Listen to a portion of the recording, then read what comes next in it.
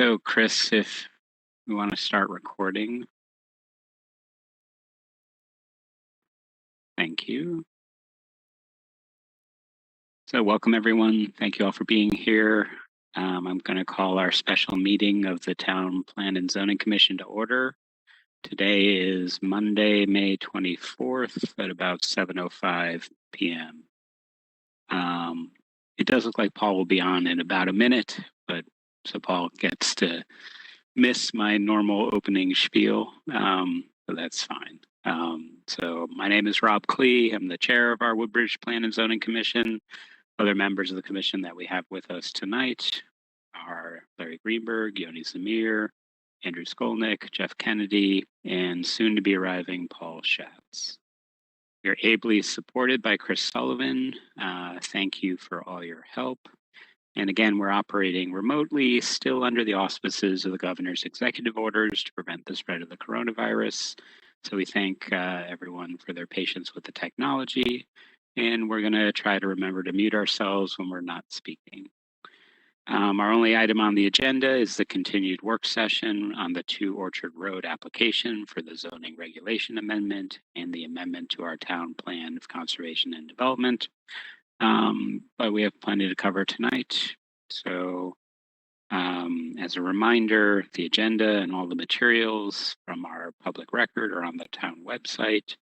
And that's a good time to remind everyone again that the public and applicants should have no direct communications with the individual TPZ members at any time.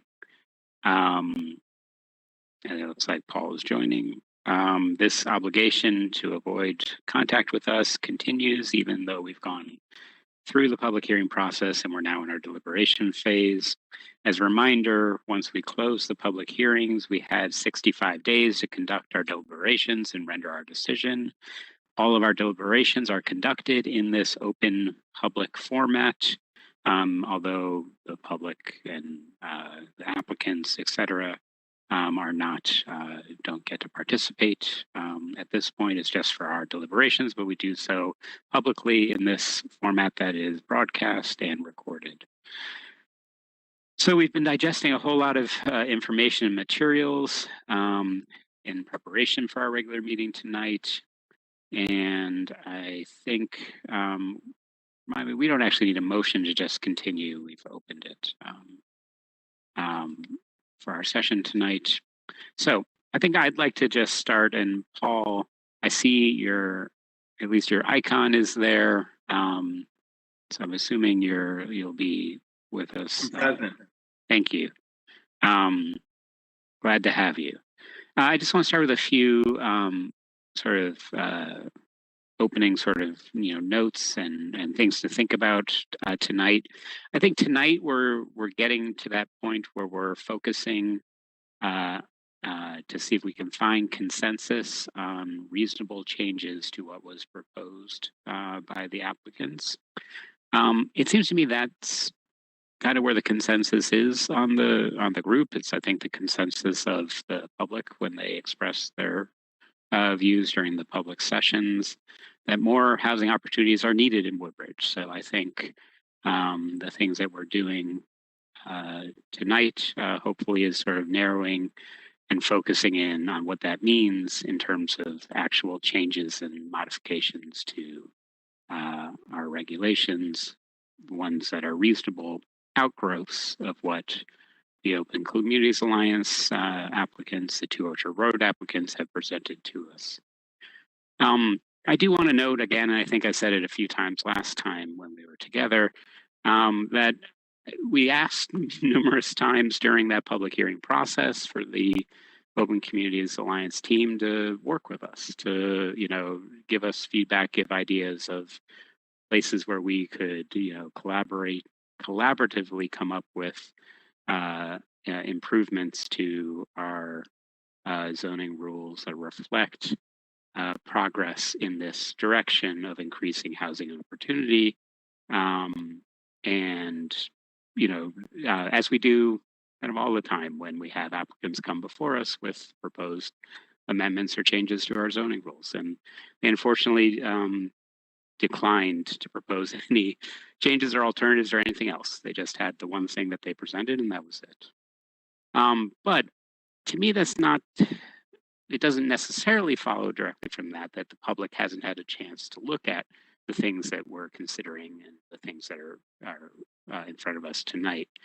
The public had plenty of opportunity to comment on the open communities proposed amendments, which were very broad and were across the board. And many members of the public asked us to not go open communities direction, reject their sort of expansive scope, but they still recognize the need for housing diversity in Woodbridge. So I think that that's, again, for me at least, what gives me plenty of comfort that we've had a whole lot of public open hearings and process over the last 5 months or more on these applications. We've seen a lot of good ideas and presented to us from the 3 different consultants that were hired by different entities in this proceeding. And I think from that foundation and the foundation of materials we have in the public record and the general sentiment that we need to make progress in this area, I think that's something that we can strive for tonight and hopefully come to consensus on. Okay, that was my opening spiel. I don't know if it's might be helpful at the beginning to ask Mr. Shalder to walk through his red line. So again, hopefully everyone got that in their email box, had a chance to go through it.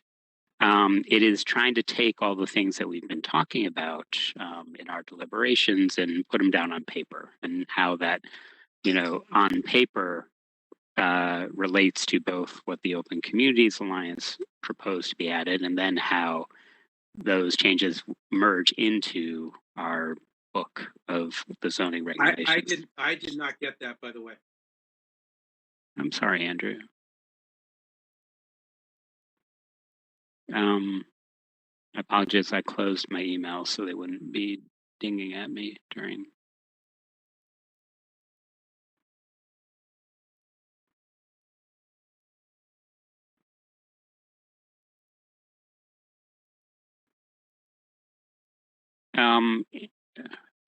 Apologies. Andrew, is this an email? Did you change emails in the middle of this? Like Marionette. We've had an old email.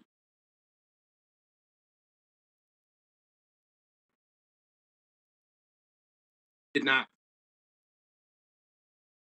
I'm sorry, I'm just pulling up my email to see when it was sent. But there is an email string that had excluded me periodically, and when that one is used, I don't get it. And this is one of the times I didn't get it. Yeah, it was sent on May 21st at 5:30 p.m. And I see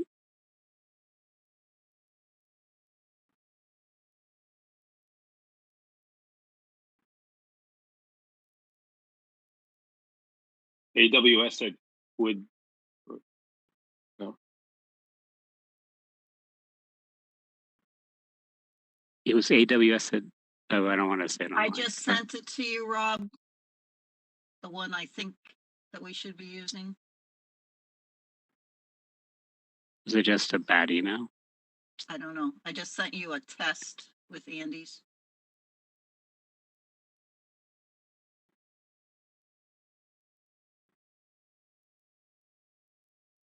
Yeah, that's the one it was sent to. I have my email open right now. I've gotten all of Christine's emails with the invitations and corrections, but I didn't get that one. I'm sorry, it came from Marianne Dubuque. Here, apologies. Let me forward it to you now.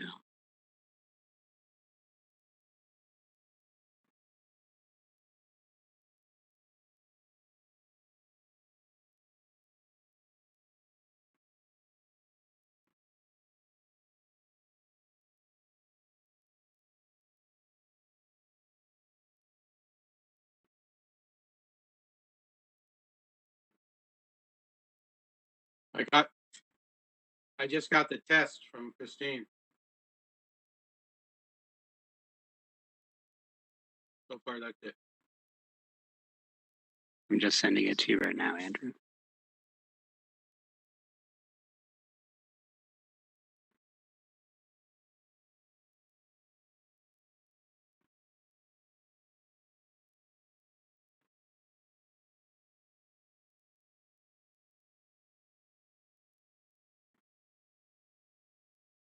May have gone into your spam. Nope, I just got it. Okay, I have it now.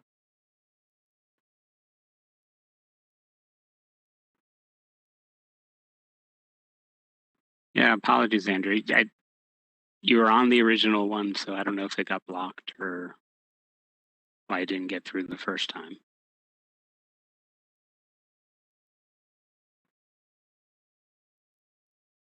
It should be two PDF files. Yeah, I have it with 2 attachments. Yeah. Okay. So I think it would still be valuable to have Mr. Schalder walk through kind of how to read these documents, at a high level, and the sort of legend, which is kind of important in sort of recognizing what's originally proposed by the applicant, what is new text, and then what was existing text. I don't know, Mr. Schalder, if you want to take a few minutes to do that, if you would want to share the screen while you're doing that, if that's useful, just let me know. Yep. Bear with me just for a moment.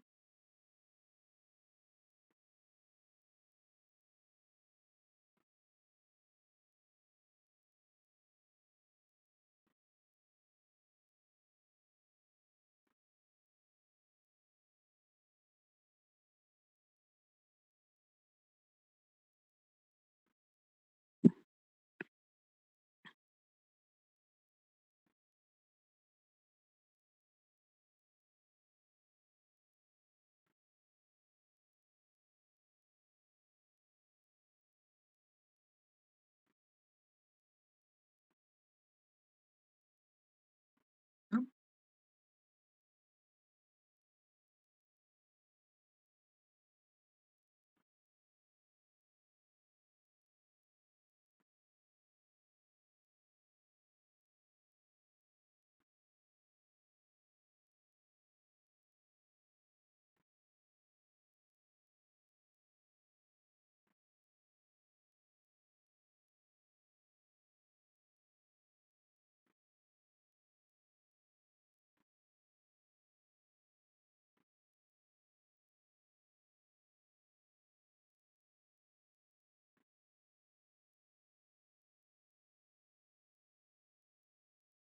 There we go. Apologize for that. There. And if you could just zoom in a little bit, because Thank you, Rob. Yes. yeah, I know it's pretty small on my screen. Work. That's fine. Thank you, Mr. Chairman. Members of the commission, what I've prepared are 2 documents for your review and discussion. I think as the chairman indicated, I'd like to just talk about the legend briefly. It's described on the first page. Section 3.4 is not currently in the Woodbridge zoning regulations. So the primary colors of the text in this document will be purple, which means this was text proposed by OCA as part of their application.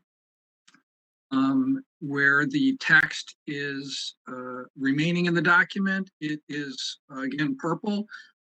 Where I have adjusted or modified the text based on the commission's input, it shows as purple strike through.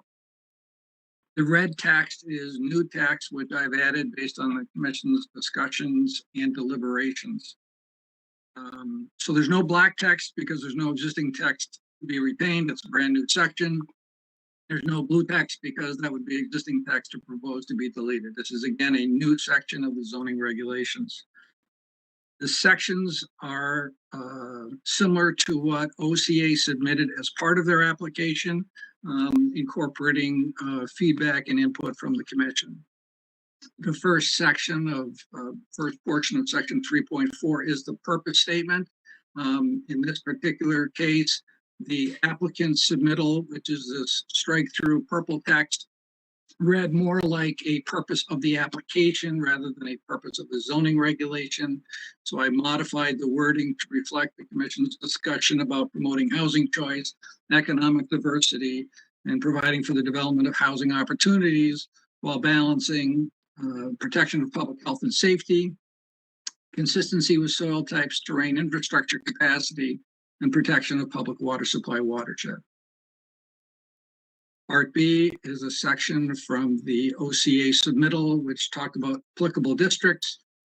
And what I've done here is indicate that the districts where these provisions apply are specified within this section of the regulation, because there are some differences in the way that some of the proposed uses are treated. The next page.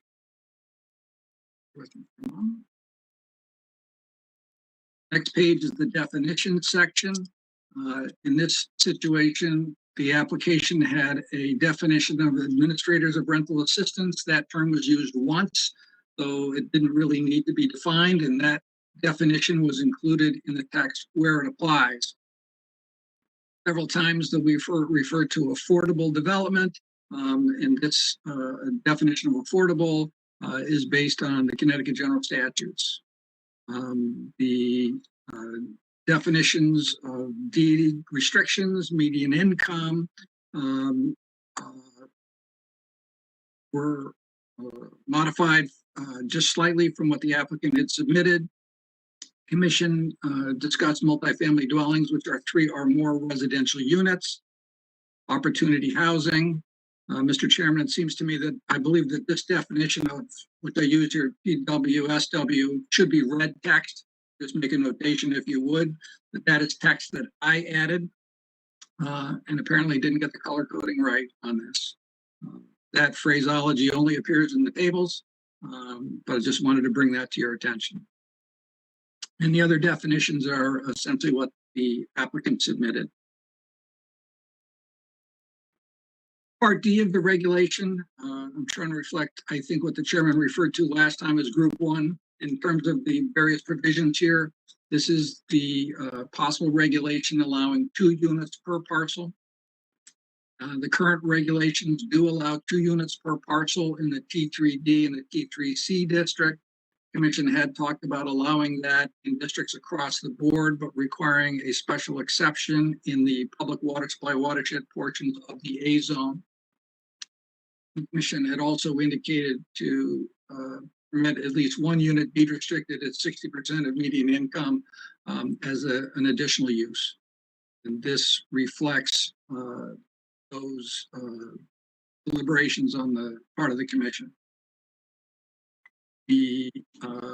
Some explanatory text here for the Commission's further discussion. At the bottom, the blue box refers to the language with regard to Section 8.3i of the Connecticut General Statutes and the referral of applications to the Department of Public Health and to the Regional Water Authority. And the note here to the Commission in the sidebar relates to the fact that if there is a provision for 2-family housing or 2-family housing with a deed restricted unit, it may have different implications or outcomes. And I just brought that to the Commission's attention in case you wanted to discuss it this evening. On page 4, we created a separate section. I created a separate section with regard to multifamily development, which is 3 or more units per parcel. And based on the Commission's input, this is set up as being potentially allowed by a special exception in all of the zoning districts except the public water supply portion of the A zone. And as the Commission had indicated on Part B here, that the development shall be served by public water and by public sewer. In addition, we had discussion at the last meeting about bulk regulations. I created a separate table to distinguish this from Section 4.1 of your current zoning regulations, which contains bulk regulations. Commission had provided some input and feedback about the maximum density, 15 units across the board, and the maximum impervious coverage of 20% across the board. In putting this regulation together, there were a number of zoning districts where the impervious coverage that the commission had discussed was less than the maximum building coverage in the district. So in other words, by that provision, the opportunity housing would actually be more restrictive than the underlying district. So I have identified for the commission's deliberations an alternate coverage provision, which is 50% more than the building coverage. And that would provide for sidewalks or pavement or other impervious coverages which might occur on the site. And again, this is just a starting point for the commission's further discussion and deliberation. In addition, the 15 units in the other zoning districts is less than the density allowed in some of the underlying districts in some cases and higher in others. So these density numbers here are from the framework. You may recall the density numbers in the framework. And I just wanted to place those next to each other again for the commission's consideration. The applicant had requested that the principal building setback be the same as the underlying zoning district. There was some provision in the T3 zones about parking setbacks, but not in the other districts. And again, building height is generally measured by stories, and in some zones by feet. These are the bulk regulations, again, for the commission's discussion and deliberation. Next section has to do with affordability requirements. You may recall on the applicant's submittal originally, they had offered 3 possible choices in terms of affordability. The applicant's regulation, it said, utilized at least one of the following, one of which was a 10% affordability set aside. Another one had to do with a 30% affordability set aside. And as the commission's deliberations talked about a 20% affordability set aside. And those provisions have been placed in this section of the regulations. At least half of the units have to be affordable at 60% of median income, which is again what the applicant submitted as part of their regulation. And the commission's discussion last time had talked about that the other units could be affordable at 80% of median income or less.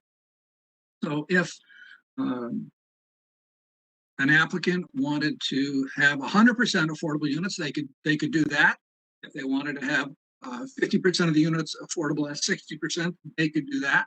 But this provision allows for half of the units to be, half of the required affordable units to be at 60% of median income, and the remainder of the required units to be at 80% of median income. So there's no confusion. The applicant had talked about units leased to households receiving rental assistance or qualifying as assisted housing, and those are indicated here that yes, those would qualify as meeting the affordability requirement. The applicant's language that was submitted had some confusion, I believe, in terms of the calculation or rounding of calculations related to affordable units. And I inserted language here, I think, to make it clear that if the applicant is proposing, let's say, 11 units on the property, and the requirement is for 20%, that results in 2.2 units minimum. And that number, in fact, in terms of the number of required units, would be rounded up to 3. The applicant's calculation didn't make it clear. It's a minimum requirement of affordability, so you have to have, in the scenario I just described, at least 2.2 units. So rounding it down sort of frustrates the commission's original intent. If the commission's intent is to allow 2.2 units to be rounded down, then this language could be clarified. So again, something else for your consideration. The additional language has to do with the length of the deed restriction. It's got to be an eligible household and then maximum sale or rental price. the possibility of an affordability easement being filed on the property. And those are the affordability provisions. Section 4 here talks about the commission last time. It talked about the stormwater management section of the regulations, and put that reference here. With regard to provisions related to building and site design, which the applicant again had included as part of their proposal. They said it shall not have a flat roof. This also says but may have a gable, hip, or gambrel roof. The applicant had indicated the wall shall have more than one plane. And again, we're just making the terminology consistent in the proposed regulation. And the comparability of the units. And you may recall, as part of the hearing process, there was discussion about screening of refuse areas, outdoor storage areas being visually screened.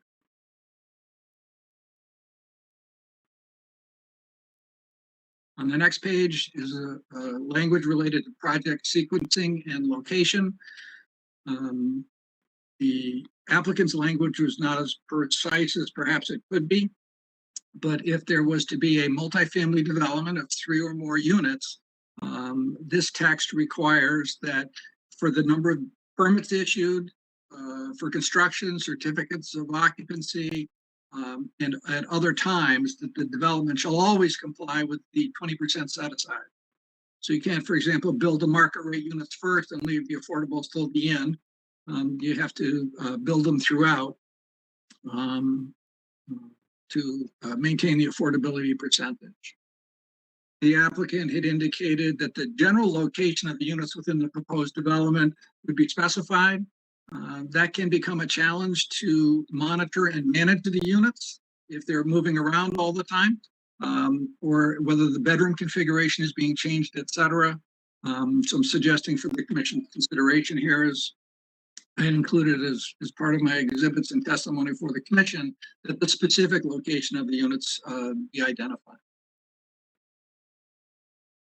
There's a requirement in the statutes for deed restricted units for a housing affordability plan. A housing affordability plan is how over the next 40 years or whatever term the commission picks, the affordability restrictions will be implemented and managed in terms of the rental rate, computing the appropriate rental rate at the time a unit comes up for rent, or the appropriate sale price, or determining whether a household is eligible.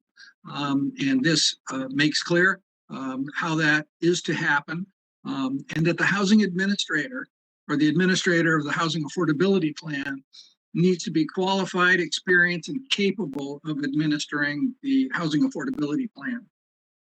It can't be somebody who does not have experience qualifying income or determining the appropriate calculations. In addition, there's a provision here for annual reports to the commission to verify that the units are leased to eligible households and are selling or renting at the appropriate price. I placed some language here on the bottom of this page, item number 2. In the event that the town prepares a standard housing affordability plan, that the commission could require that that standard housing affordability plan be used by applicants. Some communities, number 3 at the bottom, have established and identified third-party administrators or have qualified administrators that they are in fact qualified, experienced, and capable. And the commission can require that an administrator from the approved third-party list be utilized. There's also a requirement for a fair housing marketing plan. The applicants touched on this particular issue. Mr. Chairman, this is where the definition came in terms of rental units or public housing agencies within 30 miles of the boundary of the town of Woodbridge. So that term wasn't defined, but it was included here. The applicant had submitted a provision that said if a unit has not been leased after diligent execution of the fair housing marketing plan for 2 months, that they could lease it to another household and then they'd pick it up on the next unit.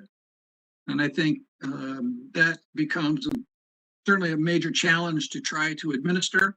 I think as the applicants have pointed out to the commission, there is expected to be strong demand for these units. So they really shouldn't have any issue renting the units or reselling the units.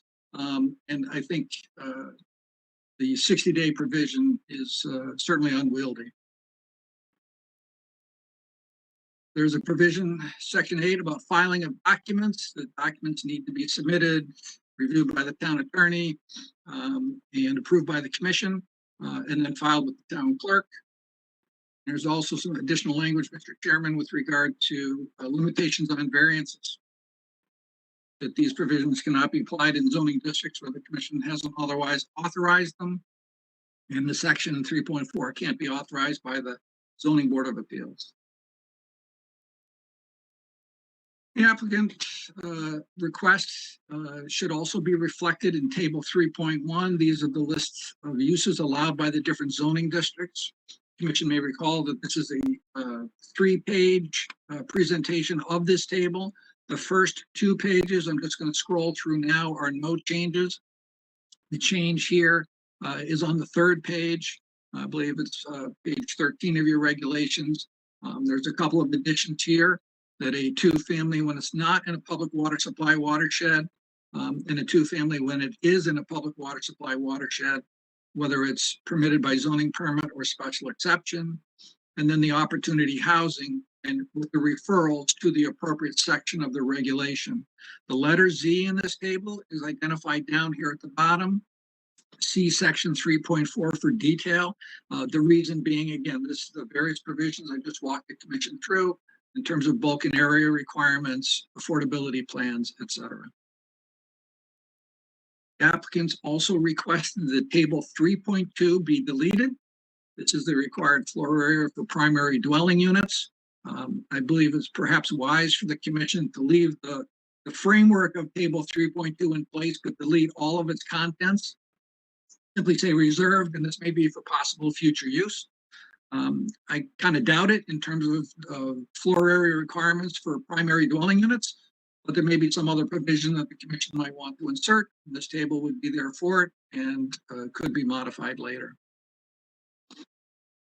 There is provision in section 3.2 CC that talks about the maximum number of primary dwellings per lot. Since the commission is discussing 2-family and 3-family, that would be more than one. And so we've added some language in here to make it clear that that's not prohibited by this other section of the regulation.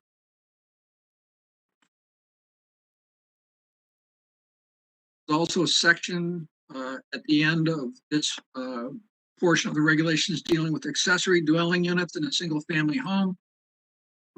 And again, it said there can be no more than 2 dwelling units on any parcel in a residential district. And yes, while that section applied to accessory dwelling units, didn't want it to be interpreted in a way that would prohibit or cause any challenge, if you will, on 2-family or 3-family.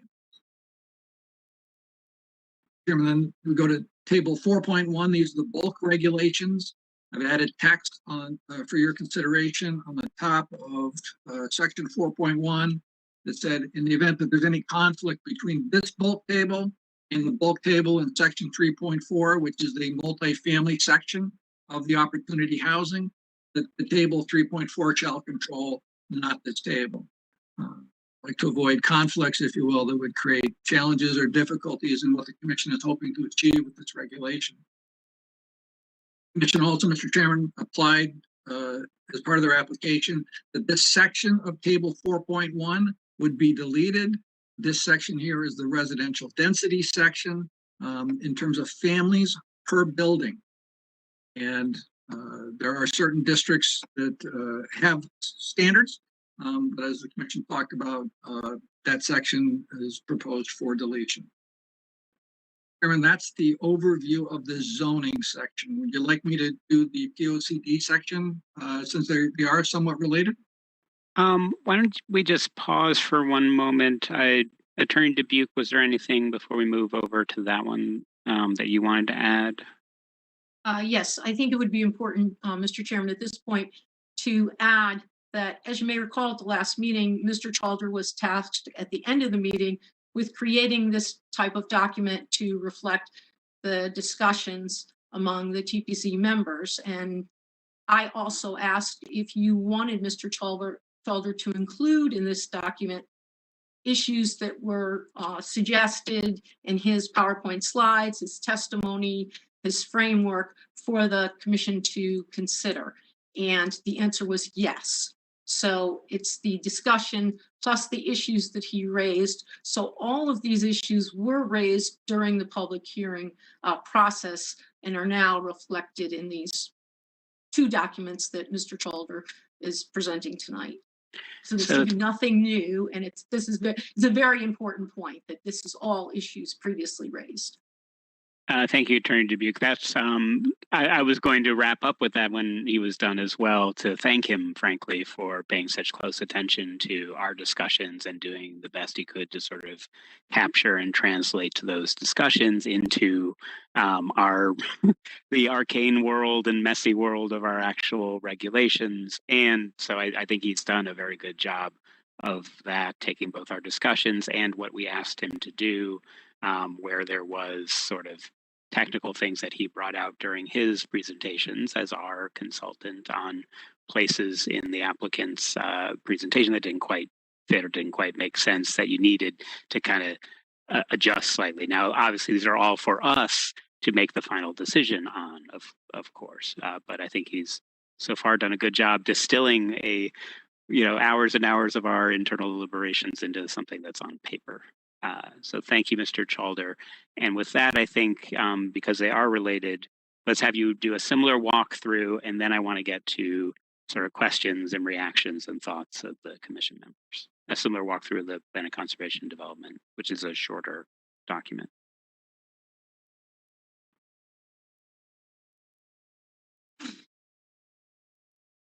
Thank you, Mr. Chairman. This next document are revisions to the plan. Sorry, if you could make it just a little larger again. Thanks again. Sure. Guys.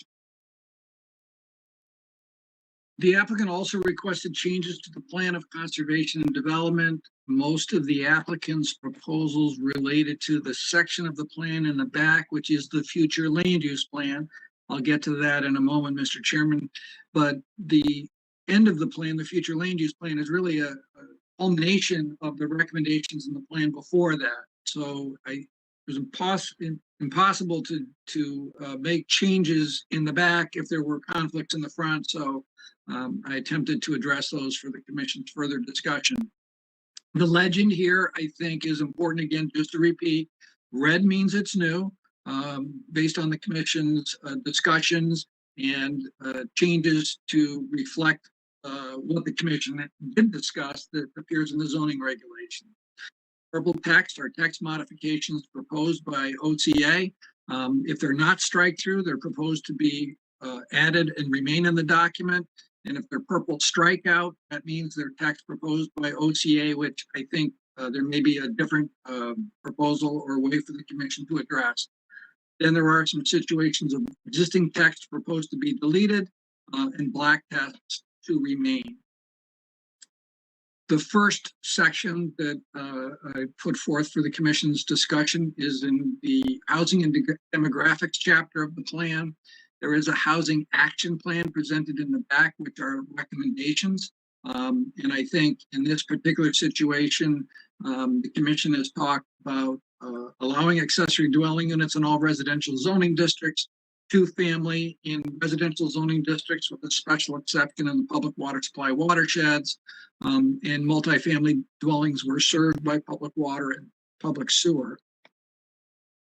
This purple strikeout text is what OCA had requested for further consideration, and this text at the bottom is blue.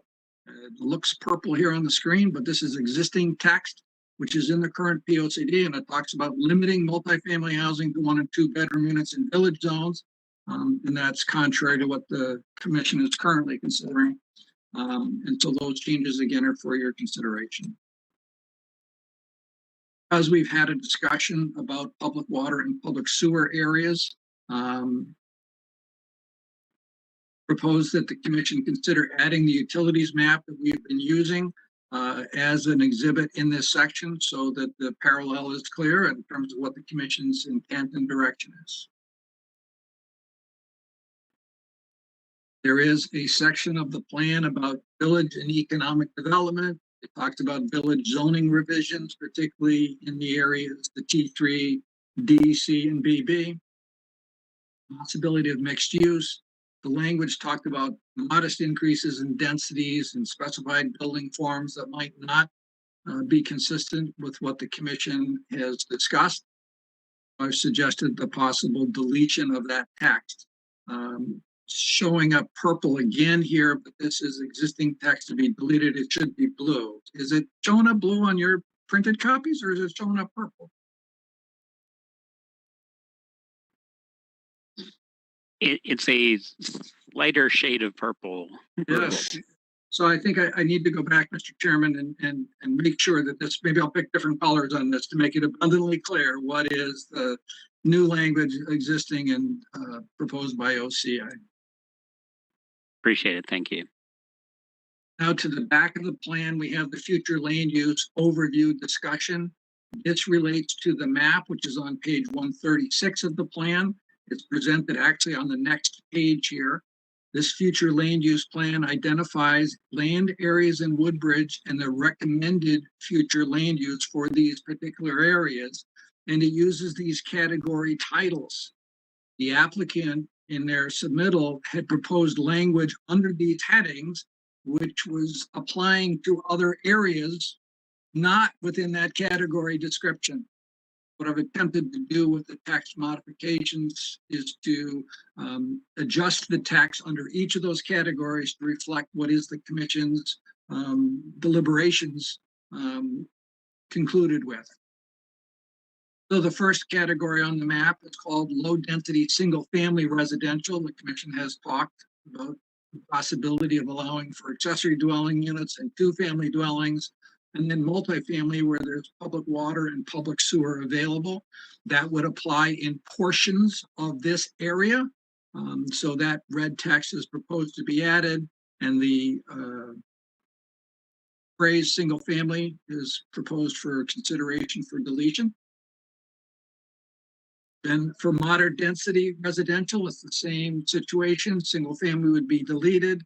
And the clarification here about accessory dwelling units, two-family and multifamily units as well.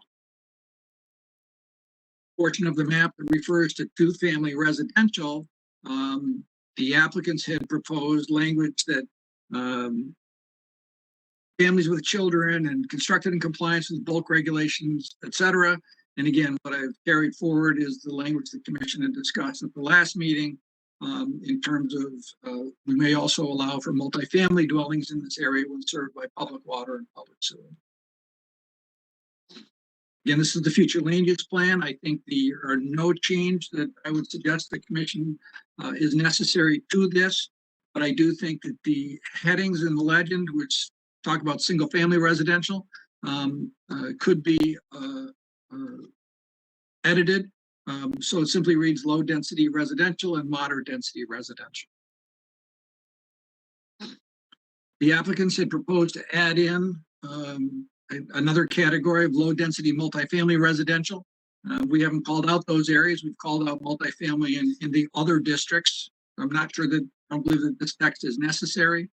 They also called out high density multifamily residential. And again, we've called that out in the other sections on the map. So I don't think this text is necessary either. The applicant had proposed adding in this section another paragraph with the same title of low density single family residential.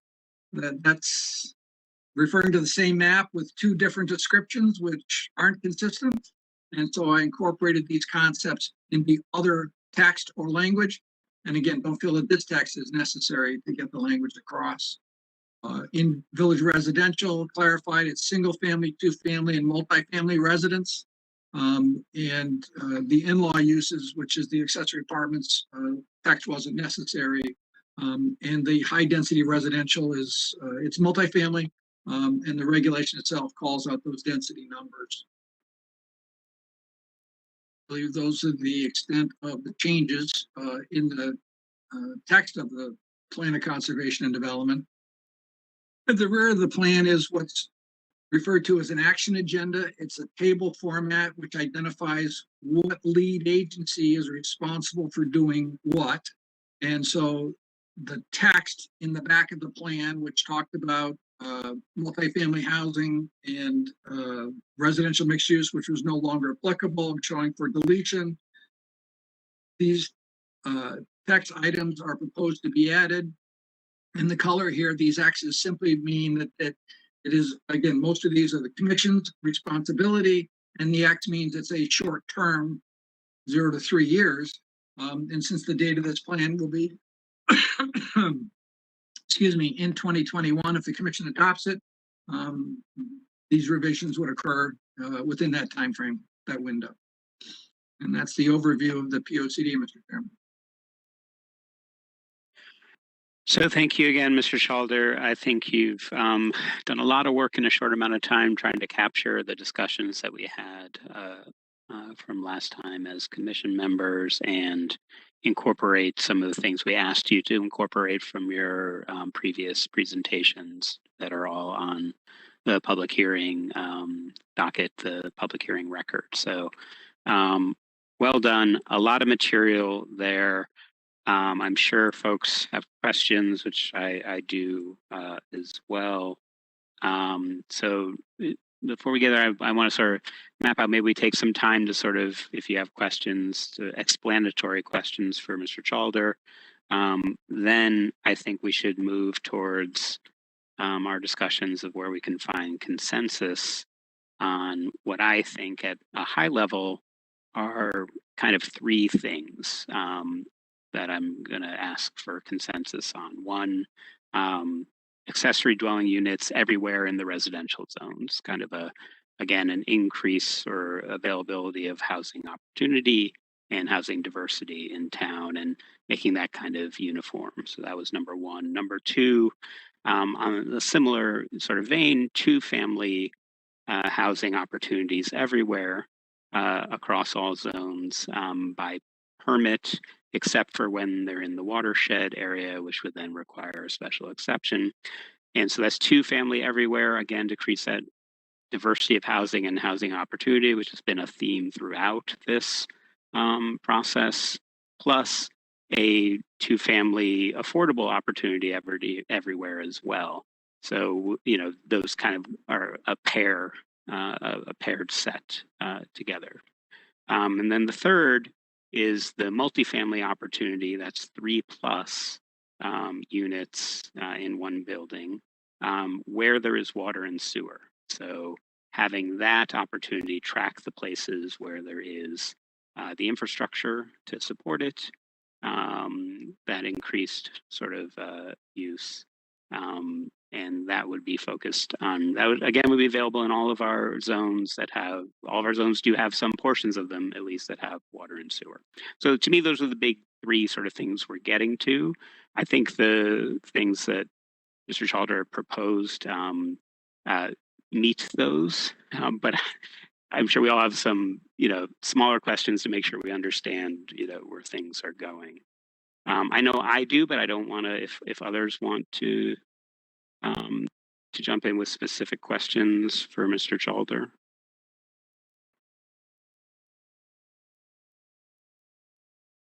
Fire away, Rob.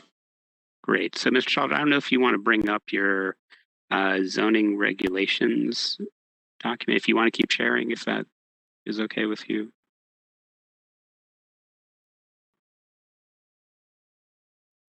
I'll start in the beginning, the first page. Thank you. So I just, I note that in the applicable districts, the applicants focused in on our residential districts. They didn't include our mixed use districts when I was sort of digging through the weeds here. Yeah, it seems like that's somewhat inconsistent. Maybe it's something I don't know if that's out of our scope or not. I just sort of flag it as where the spirit of those three things that I had sort of mentioned were to have them apply everywhere that there's residential. There are some small parts that are mixed residential and commercial, which they didn't ask for. So this may be a bridge too far for us to deal with. I just wanted to flag it as, and it looks like the attorney has already raised her hand to tell me that we're a bridge too far if they didn't ask for it. And she's already nodding yes, that's too far. Okay, they didn't ask for it. We may put that on our list for consistency later to have these similar opportunities in those multi-use districts that are mixed residential and commercial. So I will get off of that. If you can go to page 3, and this is just to make sure I'm reading this correctly, at the top, the 2 units per parcel. These are for uses and structures containing 2 residential units in one building, which I think is important to recognize that unlike the accessory dwelling unit provisions, which can be an apartment over a garage or in a barn, or in a separate area, this is really talking about if it's an existing house, basically having one house be divided into 2 units on its existing footprint, or if it's a new development, it would be having a new development built one building with 2 units within that one building footprint. I just want to make sure that I'm stating that accurately.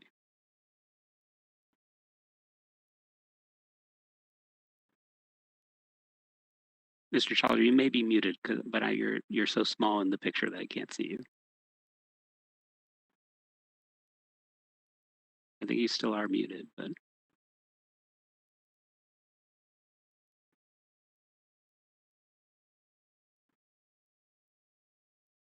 There we go. Yes. Yes, you're correct, Mr. Chairman. Great. Thank you. And to me, that, again, it allows for improved diversity of housing options, and I think is a way, frankly, to the benefit of folks who would then have more opportunity within their current sort of footprint of their house. So that's why I'm a fan of this one in particular, and it sort of meets what we heard, what I believe we heard from the public, to find a reasonable step forward to increase the diversity of housing options, which necessarily increases the housing opportunities when you have more variety of units to choose from. And I like, frankly, to something that Larry Greenberg mentioned last time, that this is a provision that applies everywhere in all of our residential districts. So again, it's allowing that a reasonable increase in density and housing diversity and opportunity everywhere across the town. Can I ask you a question on that particular point? Or do I Sure. hear? Yeah, Yoni, that's fine. I thought I heard Christine saying something. I I just did. want to clarify that in your existing section CC2C, it says no accessory dwelling unit shall be located in a garage or basement. And it also says, where the heck is it? I thought that the CC22 had, you can't have it in a garage or a basement without an actual egress or, its own separate entrance. Right, but it doesn't talk about detached. It says no accessory building shall be used or created for the purpose of accommodating an accessory dwelling unit. And that's in H, no, I'm sorry, in G. I think that you can't build a special unit just to be an accessory dwelling unit, but I would think that at least the generic definition of accessory dwelling units is that they are, apartments over the garage or. Well, the language here says no accessory building shall be used or created. So that to me means existing or building a new one. Where does it? What was that section again, Chris? Please. That's in section CC2C. 2G.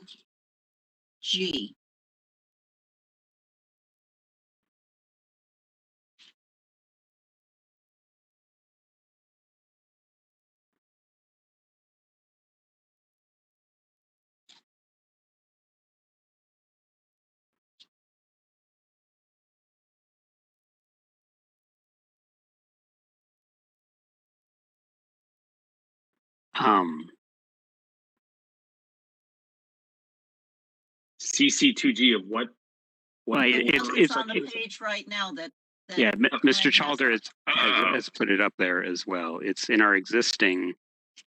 It is, and Mr. Chairman, or Yanni, I think on page, bear with me just for a second, I apologize.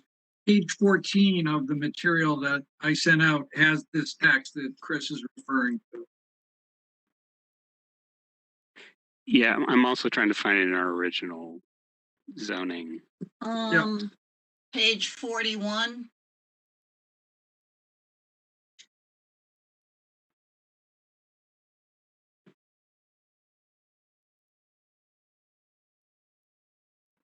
So our accessory dwelling units don't let you put them over garages? They're considered accessory because they're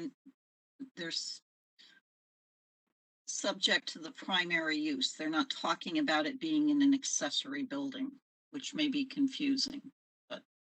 And it's probably something for fixing later, but the ability to do a 2-family house everywhere would actually, fix this now. Well, so on that point also, number one, I want to state clearly that it's something I'm going to state later, that we absolutely need to increase the size of our ADU. 600 is our maximum size, is too small. But can I just ask, just for purposes of from a practical sense, just going on off of what you just said, based on page 3 of the proposal by of what Mr. Chalder has given us.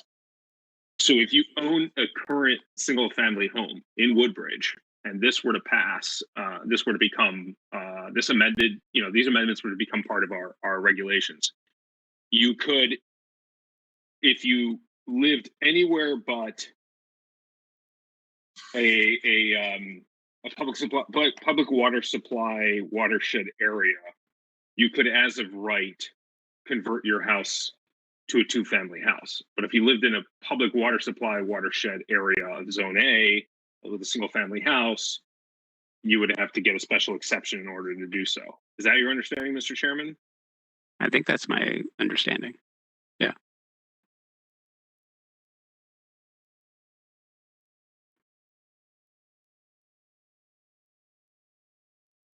Thank you. Let's go back up to, we were on page 3. And just a note, Mr. Chalder, that blue box at the bottom of page 3, is that something that's, the blue box, is that, oh, yeah, right there. Is that something that's already in our zoning regulations, or we'd be adding the blue box, or is the red the only parts that you're adding? Mr. Chairman, my intention was the blue box to be a dialogue for the commissions for your consideration. In terms of the implications of Section 8.3I of the statute, which the record is full of references to. Okay, so would we add this blue box into the former regulations, or this is just for us? It was just for you for this meeting tonight, Mr. Chairman. I think it's not regulatory in nature. It's explanatory for you. And right. So it did a fine job explaining. What threw me off is that it also had red sort of like changes in it, so I didn't know if it was something that was existing. I think the explanation makes sense that at this stage, because of 8.3I, I think the better approach, at least for now, is when you're in that public water supply watershed area, having that requirement to do more than just a zoning permit, and then have that sort of, makes sense. Sure, you want to go? Could I ask him that point, if you don't mind me interrupting you, Mr. Chairman? So on that point, right? So I remember there was a back and forth with the applicants about this, and there was some sort of. I remember their response letter. They took issue with this question. So if there if the zoning enforcement officer,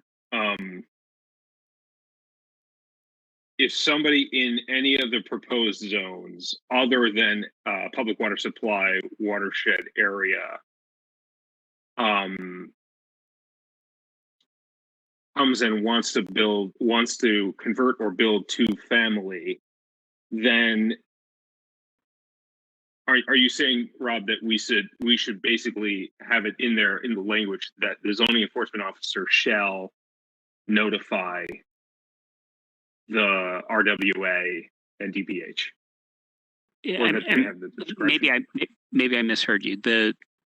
For everywhere except not, in the public water supply, there's no reason to refer anything over to the Regional Water Authority, DPH. That's Right. totally right. So they don't have to do that's why that one's just by permit only. Where you're in the watershed area, water supply area, that's when having our additional process, which would then include in that process that referral over to Right. DPH in a formal sort of way. I think that's makes it clear. Right. So if you're getting to me, if you're getting a special exception, that necessarily includes a referral to DBHD RWA for their yes. take on it. Gotcha. Yeah, and you would only do that if you're in the public water supply area. Right. Which is a huge part of Woodbridge. Yeah, I know, but it's not everywhere. It's not everywhere, but I mean, I think that also kind of this might be more somewhat ancillary to the current topic. So I'll save it.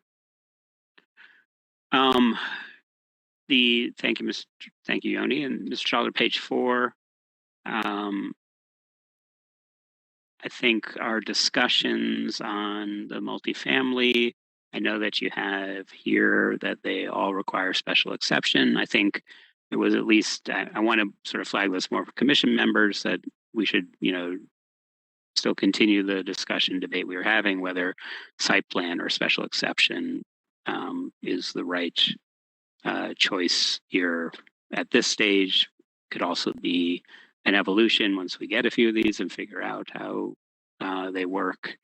I just wanted to flag that as a place to come back to for our own deliberations and discussions. What I did want to get to is on the next page, number 5, and your explanation was helpful. I got halfway there. I now understand, if we look at the highlighted yellow section C, about maximum lot coverage of some of the are well-meaning but maybe a bit confusing sort of just, and I will put the blame mostly on me on the questions of maximum lot coverage and impervious surface. With a 20% across the board, it might actually restrict some of the developments in the T3D and T3C sort of zones. And what I see from your alternate, you're in essence, we're proposing that your total impervious coverage shouldn't be more than 50% more than the building coverage. So if you look at that maximum building coverage line B of 50% for that first column T3D, it means your maximum total impervious can't be 75%. So an additional 50%, half on top of it. And that's how that 75%, the 60%, the 45%, et cetera, numbers were calculated. So I now understand that. And for the rest of the commission members, I think that's actually is a sort of reasonable approach to try to, get at this, trying to reduce, particularly in the A zones and elsewhere, the impervious cover, recognizing in our more developed part of towns, impervious cover isn't as much of the issue as proper stormwater management, other things, which I know we have a standalone section there, basically requiring best practices. But I'm still so, Mr. Chalder, am I reading that correct? Let's pause there. Mr. Chairman, what I wanted to bring to your attention was that 20% across the board created some challenges in zones where building coverage was higher than that.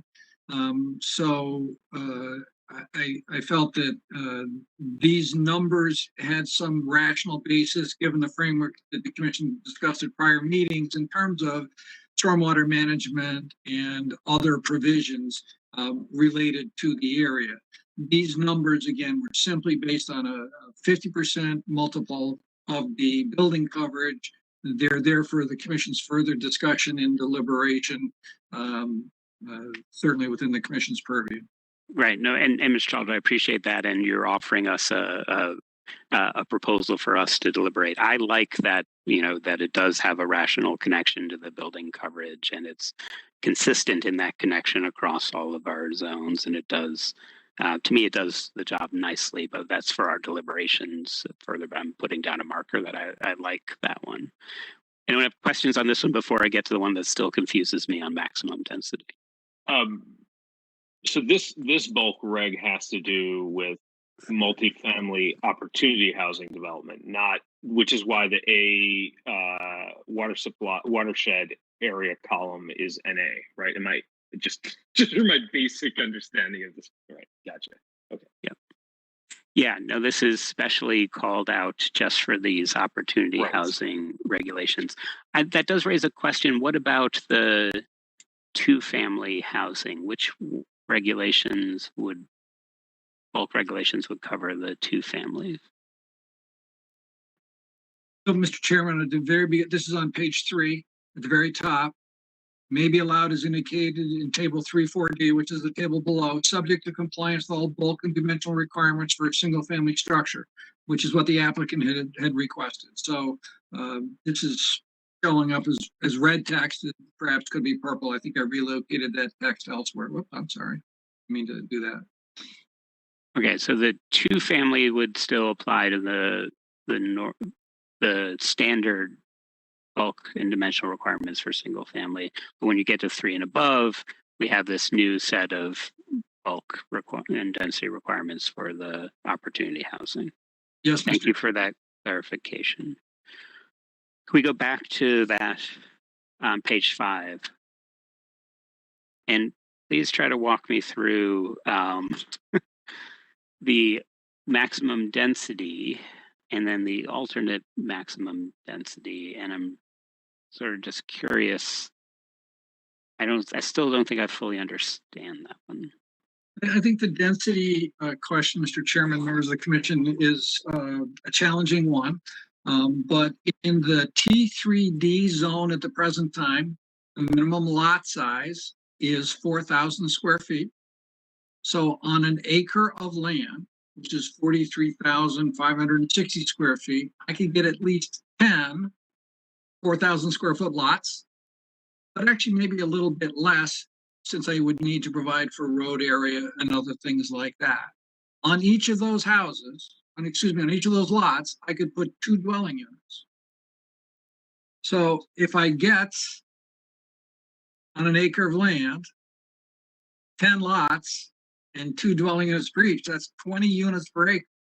So if the commission established a standard across the board of 15 dwelling units per acre, just wanted to make sure that that was the number the commission was comfortable with. And then that number translated back into the other districts, and in certain cases was significantly higher than the underlying density. And so this framework in terms of density gives the commission the ability to calibrate based on the zoning district and the overall characteristics. The commission feels that 15 units per acre across the board is the right number. We do have public water and public sewer service required. I felt, Mr. Chairman, in the commission's deliberations, I think Commissioner Zamir had pointed out that in the framework, I think it was the 3rd page, which had the case studies. Might have been the 4th page, I apologize. But I made a reference to the fact that the town's elderly housing development was 30 units on 2 acres, which was a density of 15 units per acre. And I think that's where that number came from. So the other observation I had thought I had made as part of that information in the framework was that because it's elderly housing, it doesn't have the parking requirements that would normally go along with the development of that type. Normally, a 30-unit development would require 2 parking spaces per unit at 60 spaces. And that development does not have 60 spaces. So the 15 units per acre was meant to be a visual reference to the number of units, but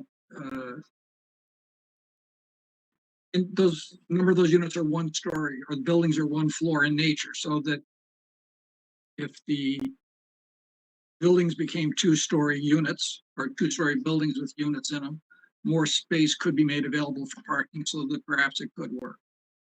I just think that the commission should deliberate on the density number and come out where you feel appropriate. So should I just ask the 0.7, your alternate? Yeah. Then 0.7 in zone A means 0.7. 1 unit on 1.5 acres. Right. That translates. Is the equivalent of 0.7 units per acre. So that's how the number comes from. In the B zone, the minimum lot size is 15,000 square feet. And so 15,000 square feet goes into 43,560 square feet, 2.9 times. So that's 1 unit on 15,000 square feet. It's 2.9 units on an acre. So again, these are really, I guess, benchmarks for the commission in terms of what the underlying density is in the current zoning districts.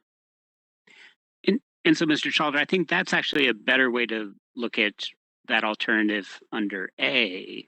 This is kind of where we are today, versus the alternative C was actually a new way of calculating the maximum lot coverage, and you're doing it based on 50% in addition.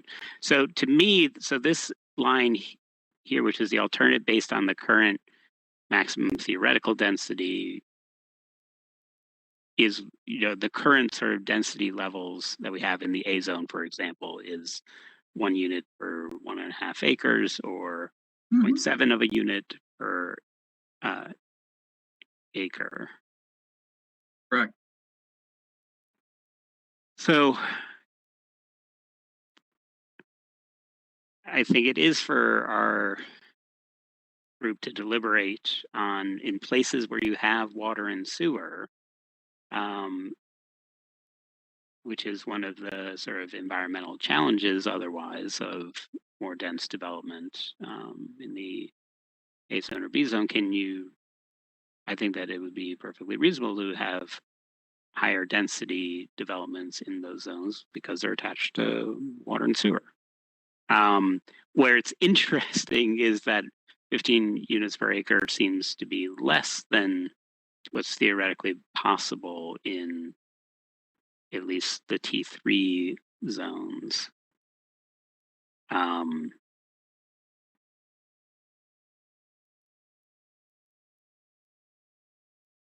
Which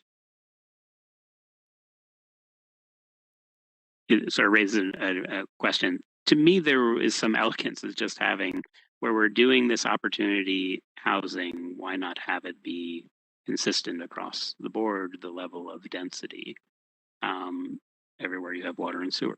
That's probably the reasoning that was in my head, I think, when suggesting it.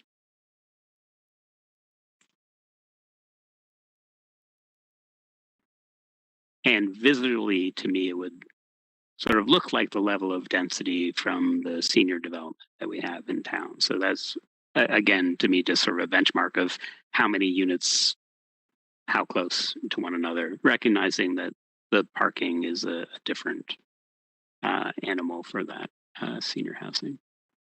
Understood. Thank you. That's helpful clarification. Other questions on that one from folks? If not, I'll move to my next questions on page 7, which is actually about parking, and sort of a side note that I think, Mr. Schalder, you added.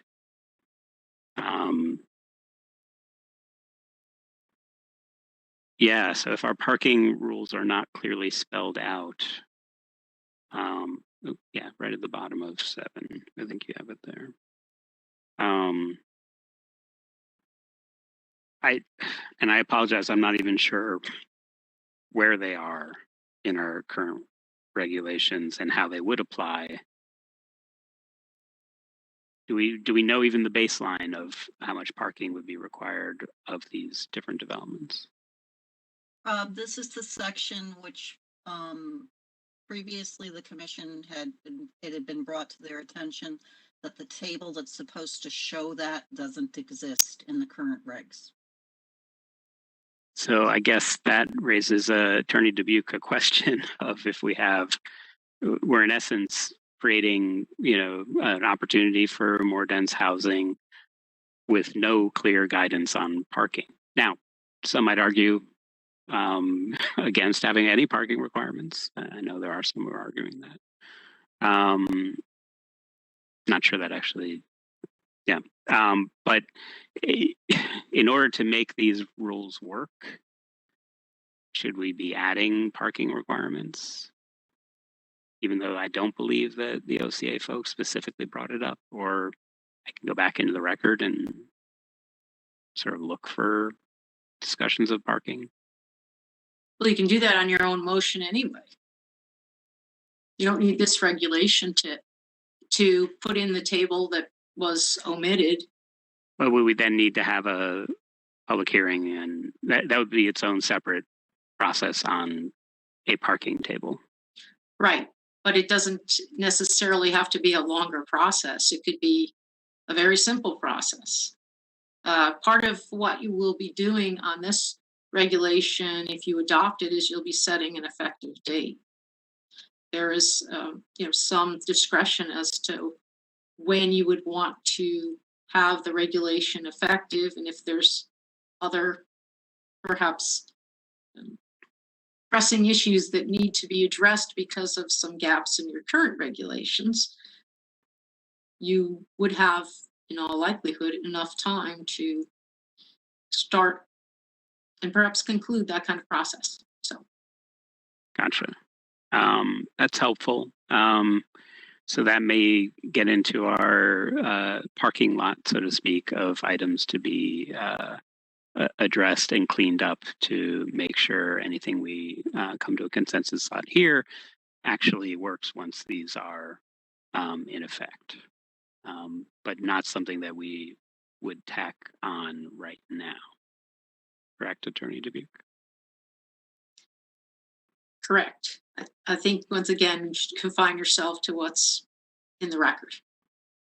Great, thank you. Page 9, Mr. Chalder, just to say thank you. I think you captured the affordability plan sort of requirements and improvements that I think will make it all workable.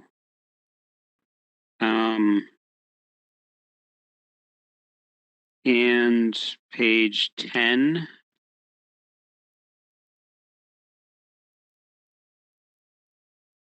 In the limitations on variance section,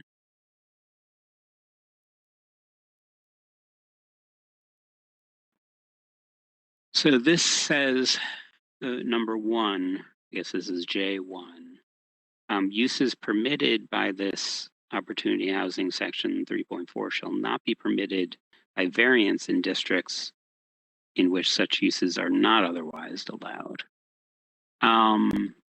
I just want to make sure I understand what that means.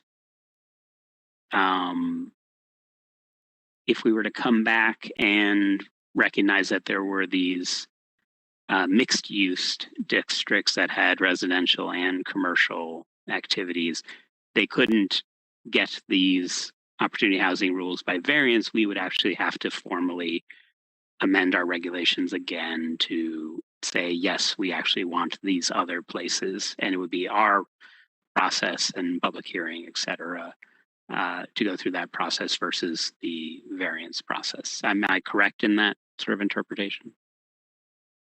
Correct. Great. That's all. I just wanted to make sure. I was reading that right. Can I ask on this too? Sure.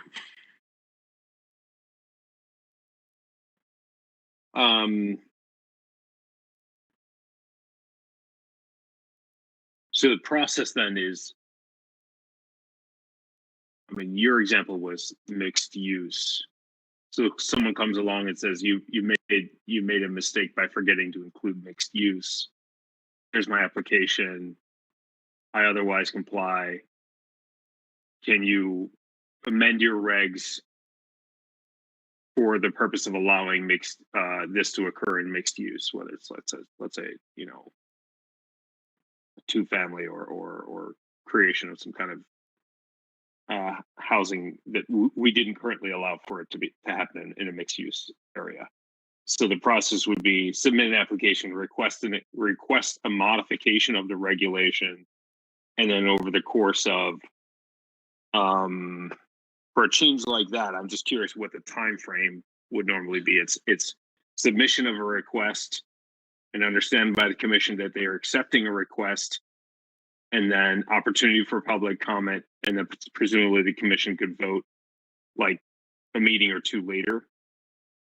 Do I have that understanding of the time frame correctly? That sounds like how that would be my understanding. Attorney Dubuque, do you agree? Yes, so the statute set forth, maximum timeframes, but some regulations are enacted rather quickly, depending on the sort of the scope of the public hearing, the interest. So it is possible to have something like that acted on in less time than it would take for a more an amendment that perhaps has more widespread interest. And Yoni, the only other thing I would add is you framed it as a developer asking for that amendment to our regulations. We could also do it on our own accord starting next meeting if we wanted to, but it would be separate and apart from this because we have to be within the reasonable bounds of what the Open Communities Alliance folks have presented to us. So the reason we did just one point, I just want to make one point though. So the shorter timeframes would, of course, have to follow the requirements for public hearing notices and things like that. But again, it could be a very quick process if the commission wanted it to be, and you were able to hear from the public. Perhaps in one meeting, you can vote in the same meeting. There's no prohibition on that, which we often do on other requests for amendments. Yoni, but you were about to say something. Yeah, I'm having trouble wrapping my mind, with all due respect, Counselor, on around this idea that we can't take up something like instituting this this whole proposal and including the mixed use development just because the applicant. I respect all the work that you've done, Attorney Dubuque, and your very close attention to all this, but I'm having trouble understanding why we couldn't just already include mixed use development into this framework. And I mean, you've sort of answered already, but I'm not expecting you to put up a lengthy defense, but Okay, so under the statutes, you're allowed to act on an application, either vote it up in its entirety or down in its entirety, or you're allowed to make reasonable changes. In order for the notice provision, the effectiveness of the notice provisions to be respected, that means that folks should have had an opportunity to understand what was going to be possibly changed. In this particular case, the reasonable changes would only concern those issues that were raised in the original amendment proposals, or perhaps raised by one of the consultants along the way or in testimony, so forth. There was never a discussion, as I recall, about extending housing opportunity to mixed use zones. So that's why I have to caution you against discussing it any further or putting it into your decision, because I do not believe it is a reasonable change, and there's been a fair notice associated with it, because those other zones were not included in the original materials that were published on the website that explained that this change was to be considered across all residential zones. Sure. What are the consequences of including it? The consequences are that it could be challenged and perhaps a court could strike it. And I think that the commission has been very diligent about making sure all of the rules, the appropriate rules, are followed, so you don't subject yourself to a possible challenge on an issue that there is very clear direction in both statutes and case law. Can I ask another question on this? Limitations on variance section J2. So what's the justification for prohibiting any modification by the zoning board of appeals by variance or other means? Why would we want to have that in writing? Why couldn't somebody go and appeal us to the zoning board of appeals for the usual reasons for which they do? Why would we automatically want to put this in? Well, they could. It's your choice. So, Mr. Chairman, I would suggest to you that this J2 is not necessary. I think it's And that's certainly within your prerogative.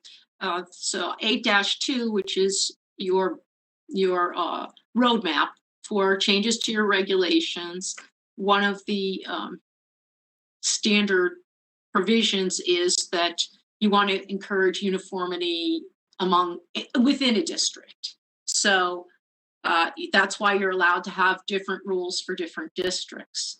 So this would be an example of a situation where a ZBA could, if this is not included, then the ZBA could perhaps decide to issue a variance to allow this type of use in another district. So you just have to, it's your choice. It's just how far do you want to, in a sense, set a policy in your regulations and have it be adhered to. Because as you know, the ZBA has this power to vary regulations across the board. Yeah, I might be overstating it a little. I'm sorry. In certain circumstances, there's rules, there's hardship, and so forth. Right. Yes, you're absolutely correct. It seems to me that this language just sets up an applicant. I think it's needlessly prohibitive and provocative in that sense. I think for what we're trying to accomplish here, I don't think it's necessary. So, Yoni, I appreciate that. The only the area that I'm concerned about, though, is if, well, I don't know if I'm actually sort of trying to figure out why I'm concerned. If someone, because you're viewing this, someone is applying to do an opportunity development through our special exception process, and let's say that we, for some reason, deny them, this would prevent them from going to the zoning board of appeals. I don't know if that's what it means. I think that's what it means. Yeah, that is what it means. I mean, isn't the plain language of it that?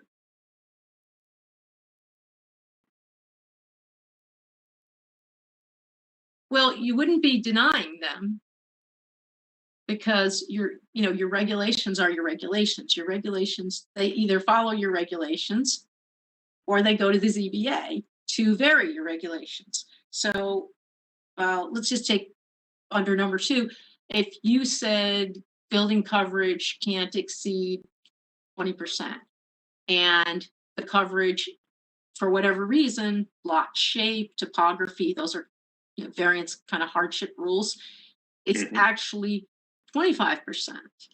The ZBA could vary it, and you have no involvement in that decision, despite the fact that your regulation says 20% maximum. Right, but there would have to be a hardship or some other valid, they would have to make their application to the ZBA, and then the ZBA would consider it and say, well, what were the reasons for, the 20% rule, et cetera? Is there a hardship here such as necessary to justify an exception, right? But then wouldn't it be a site-specific, application-specific exception, right? Because it's hardship has to run with that particular parcel of land for which it's being applied for. So I guess, Rob, under your scenario, it's very specific to an application, right? Mhm. But if I'm reading this, no portion of 3.4 shall be modified by variance or other means. Yeah, so I don't know why are we taking away power from the ZBA? Who are we?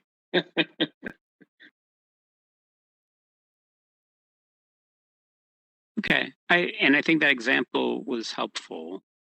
Yeah.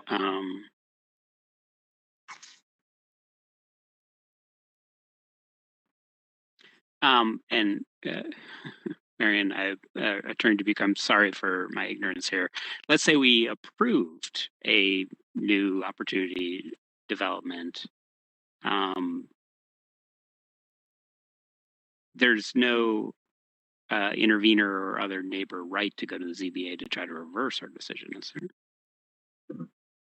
That's Not correct, but it has to meet your regulations. Correct. If- Yeah, no, if so we what- approved it under these regulations. Right, so if someone could not meet the regulation, they could go to the ZBA first and get variances.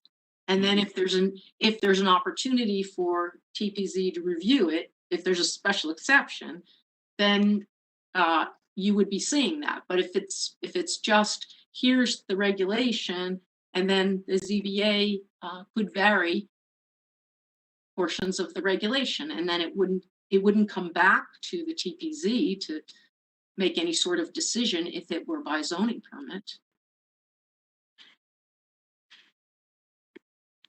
Okay, I'm happy to move on from this topic if Fiona, you are. Great. Yes, sir. Thank you. Then I wanted to, Mr. Chalder, thank you for your patience and again for your hard work. Go to page 13, where we are incorporating this into the table. And I guess my question was, this table really just speaks to the uses and how they're the process, whether they're zoning permit or site plan or special exception. Z seems different, and I wonder why we're using Z here instead of, is it because there's nuance in, for instance, for the 2-family in accordance with section 3.4, would that need a special exception in the A zone in the watershed, and that's just not as covered here? I'm just wondering why we're using the Z, this new go to somewhere else versus, but for the multifamily in accordance with section 3.4, all of those I thought as currently drafted would be special exceptions. So why that one is, I'm just curious why the use of the Z. Yep.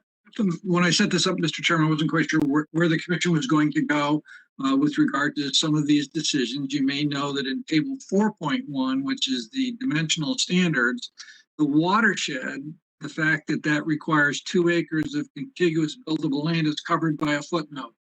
So we don't, in this table, have the A zone in a public water supply watershed and the A zone not in a public water supply watershed. And that is an important distinction, and it's hard to make it clear in this table. So I felt when I was putting this together that the best way to approach that was to just go see section 3.4 if you're planning on doing opportunity housing. I think if the commission elects to move ahead with the changes that we've discussed here tonight, that there would be or could be a way to convert this to the P and SE language as is used in other sections of the regulation, and put a footnote that in this A column, and put the footnotes down here, 1 and 2, that talk about, no, you can't do multifamily in the watershed portion of the A zone, and no, a 2-family in the watershed portion of the A zone. Here is a special exception. So in overall user friendliness, it might be more convenient, Mr. Chairman, the way you described, and that could be done, or just, hey, if you're interested in opportunity housing, go see section 3.4. And so it's No, either way. Yeah, no, that's helpful and a good explanation, because I think depending on where we end up, this section here with the Z's could look a little more like the 2-family residential above, where you had its permit when it's not in a public watershed, and then you had another line when it's in a public watershed, it does something else. So that could be a different way to approach it if we get consensus on that ultimate decision. But that was well explained. Thank you. I think so page 16, I sort of like this, just having a line saying that if these bulk regulations are the ones that apply when you're in 3, unless you're in opportunity housing, when the provisions in 3.4 should control. I just want to make sure, I don't know if this would be another place to sort of make sure we're clear about the 2-family. The 2-family even with opportunity housing would still follow these. I don't know if we just need to say it again because it was back in the other part. Again, Mr. Chairman, when I was crafting this, I wasn't quite sure what the commission might be doing in terms of changes. So I felt that this was the best way to deal with it. 3.4C says 2-family follows the bulk and dimensional requirements of the single-family zone it's in. 3.4D says if you're a multifamily, then you're going to follow these standards. And then this text says in the event of conflict, 3.4D controls. Okay. I think that was the right way to do it. Those were my sort of, in the weeds sort of questions on the zoning regulations. I thank you to my fellow commission members for letting me go through all of those. I'm happy to turn over the mic to others who have specific questions for Mr. Chalder for clarification. I have a question. I don't know if it's for Mr. Chalder or maybe it's for Attorney Dubuque, but is there a reason why we cannot now increase the accessory dwelling unit beyond 600 square feet? You want to render your legal opinion on that, Your Honor? Yoni, I think I'll also. I think that's again one that wasn't raised by the applicant, but is high on our list for the. Was it? Can you really say it wasn't raised by the applicant though? Can you say that in good faith though? I don't know that you can. I think it wasn't directly on point of their application, but a lot of this wasn't directly on point. I mean, what we're doing here is just a.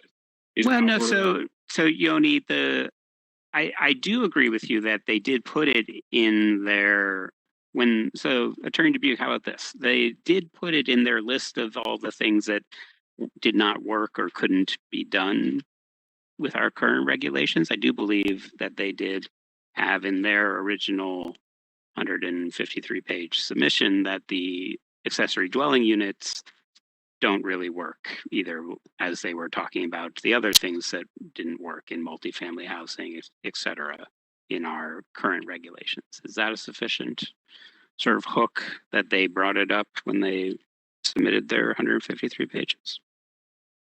No. If you want me to elaborate, I will, but I don't think so.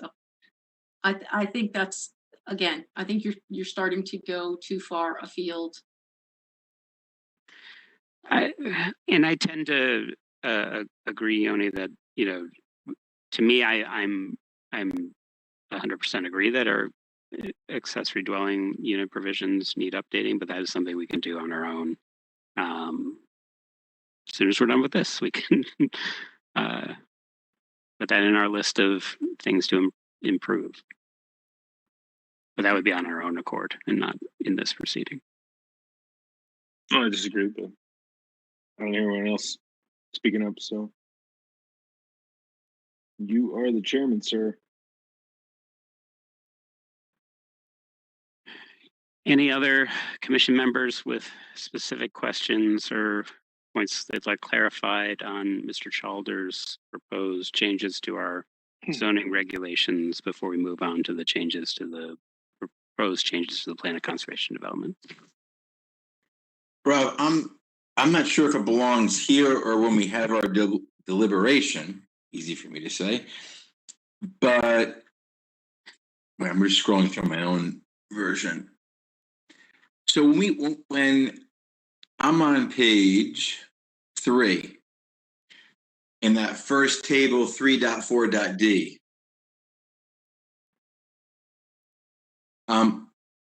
I remember having a brief discussion about this 3.4.d.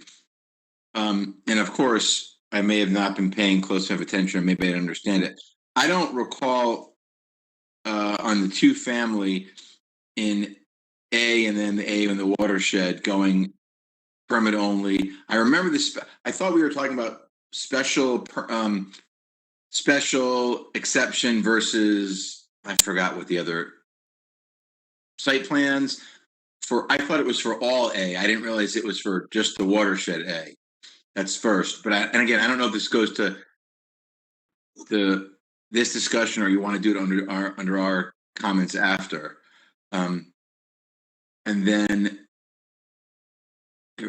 on the table with, I think it may be in the other document, with the nice picture. Give me 1 second. I just want to scroll through.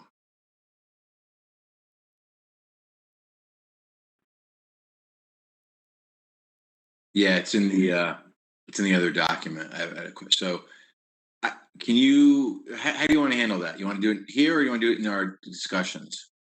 Well, I think that a narrow version here, just for sort of the clarification, the difference between the public water supply watershed area and the rest is that it's in that public water supply. It brings in that interaction with the public health and the regional water authority, which I think we were probably coming to, it's something for us to discuss in our deliberations. I would argue that we're getting close to consensus that, yeah, when it sort of triggers that public water supply, having that more robust process will guarantee that there's a referral over to the regional water authority and DPH for any developments that we want to make sure they get a look at instead of just leaving that question to the zoning enforcement officer. Outside of those public water supply watershed areas, that this is, I think, up for our deliberation and discussion, whether anyone feels that we need more than just a permit approval, because it is, in essence, the same size shape as our single family house, is just now 2-family.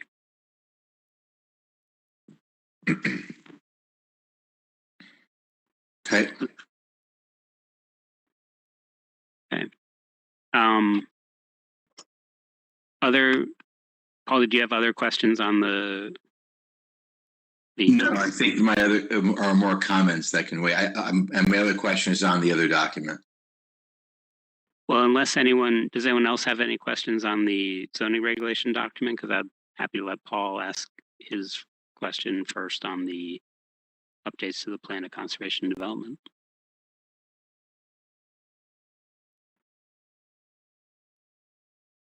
I'm hearing none. Paul, did you want to go ahead with your question on the plan of conservation development document?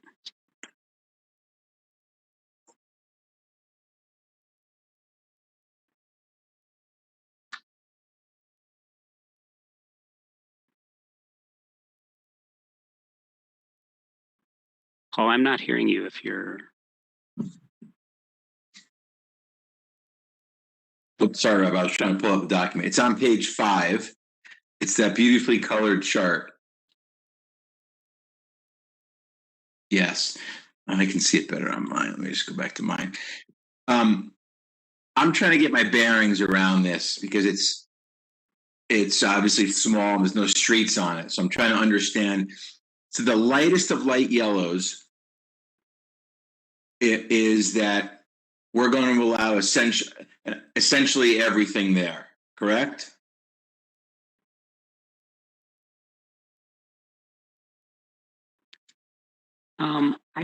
I don't think that. So first of all, and Mr. Schalter, correct us if we're wrong on this. This is an existing map that's already in our plan of conservation and development, correct? That's correct, Mr. Chairman.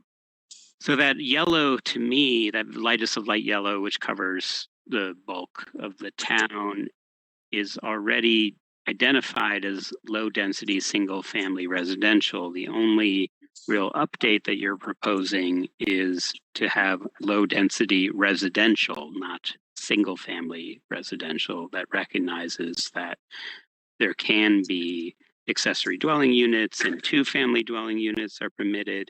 And the detail you provide in the definition of that term says that you can even have multifamily dwellings if they're served by public water and public sewer.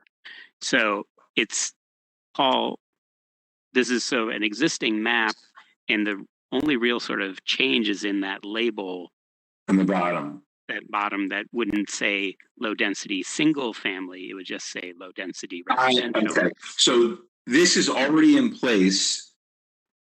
And then I guess I'll ask, because it's so hard to see on this. Where the second and third yellows, moderate density and 2-family residential, can you just shed light on exactly where they are on the diagram?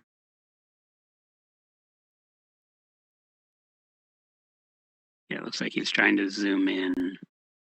Let me go back to his screen. Okay, yeah, this is much better. If I may, Mr. Chairman, I think that this map is challenged by its scale. In the POCD, it is on page 134. They're attempting to show the entire town on this map, and as a result, in an area with this much going on, the colors become more challenging. So there are subtle differences in the coloring between, if you can see my hand here on the screen, this very light yellow, and then we have slightly darker areas. I think the online rendition of this, perhaps commission was to adopt this map as proposed with the title changes. There is space on this map. I'm just going to zoom out for a moment. There is space on this map to do an inset here of this area so that the colors become clearer, I would hope. But I think what I've simply done is reflected the commission's deliberations on the titles, Yeah. Chairman indicated, and then also on the prior pages in the POCD, pages 132 and 133 are these descriptions, which the chairman just indicated are being adjusted. So just to reiterate, so on that slide, the previous slide, the only thing that was changed was what is circled down to the bottom left, correct? That is my recommendation for the commission's consideration. Whoops, I apologize for that. Okay, thank you. Yeah, and Paul, you are correct. And Mr. Schalter, if you could go back to that map, Yeah, which is not. I know it's you're at 150%. I know. It's harder. I will note, if you zoom in, even within the broad sea of yellow. So if you go to the odd green and yellow, or green and orange sort of diagonal. So right next to it, to me, looks like a little area of the moderate where your hand just was. Is that right as well, that we should read those colors as that moderate density?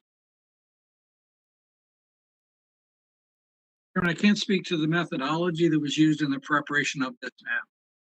Yeah, okay. So what and Paul, thank you for raising that question, because it's a good one. I actually liked the definitions of these terms sort of help I think are more elucidating than I think the map, which needs sort of a refresh and some for ease of reading and operation. I did like on page 4, if you could zoom back to 100%, might make it easier. Thank you, Mr. Chair. On page 4 of the document, so one page up, I liked what you were doing, so stepping back a second, the plan of conservation and development, these amendments are basically to have that plan of conservation development conform to what we may have reached consensus and actually do, to make sure that those two our regulations and the plan of conservation and development are speaking to one another in a language that they each understand. And to me, this is where that improvement of these definitions that show up in the next map recognize the improved housing diversity, housing opportunities, and housing options that we may come to consensus on, hopefully, before we are done tonight. And so that's why that new language in the low density, it is primarily a single family, but you can have the accessory dwelling units, you can have the 2-family, and you can have affordable where there is water and sewer. And that language is sort of repeated now through all of these sections. Were we starting from ground zero on our plan of conservation development, we might tackle this a little differently. But I think these modifications, to me at least, reflect the discussion deliberations and that we've been having. Paul, is that helpful? Yeah, it's very helpful. I just want to, I just want to understand what was changed and what wasn't. I mean, that map is very colorful, but without streets and explanations, it's at least for me, it's way above my pay grade. Yeah, and I think that's on our list of things that we're supposed to do in that next round of our plan of conservation and development, which is due in a couple of years, would be to improve this, I think. Other questions on the other possible edits on this? On the plan of conservation and development document?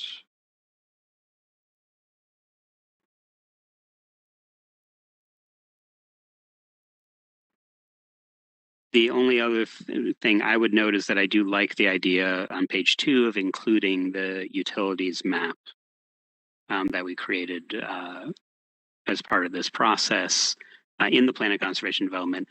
I was surprised it didn't even have it to begin with. But I think it's a good addition and sort of reflects some of the things that were guiding us. Does it also have was the watershed supply, public water supply watershed area, would that be another map? If it's not already in the POCD, that'd be worth including as a companion to the utilities map.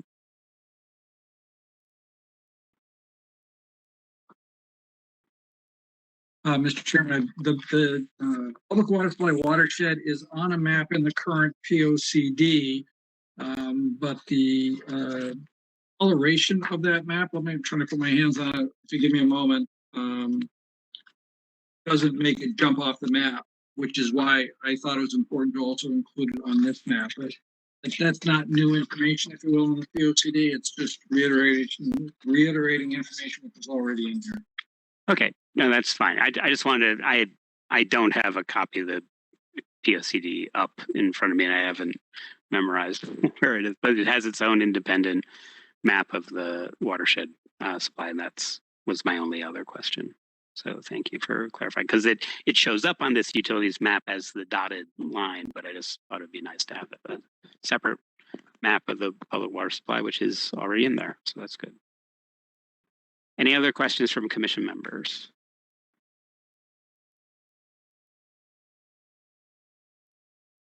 Okay.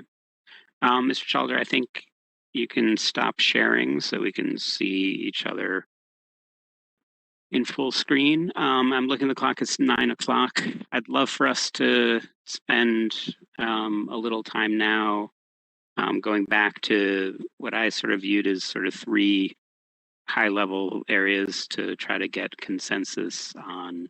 One, that we should expand the availability of accessory dwelling units across all residential zones.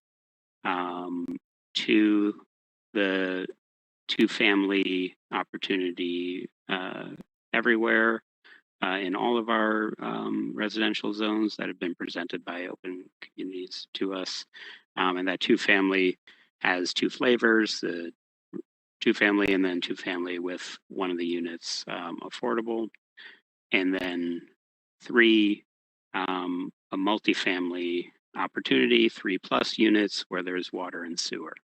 And I'd like to open up the discussions by saying that to me, this is a strong step in the right direction, meeting what we heard from the public to that we do have an issue with not having sufficient opportunity for affordable housing or housing diversity, but also meeting the public to say that they didn't like the what some called the extreme version that open communities presented. They want us to create a more an approach that that came from us.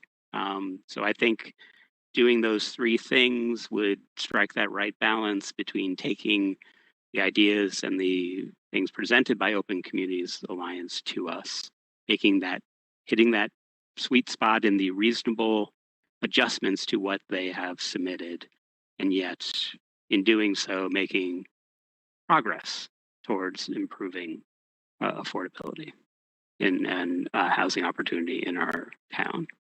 So that's my pitch for why I'm supportive of all 3 of those. And I would love to hear from others on their reactions.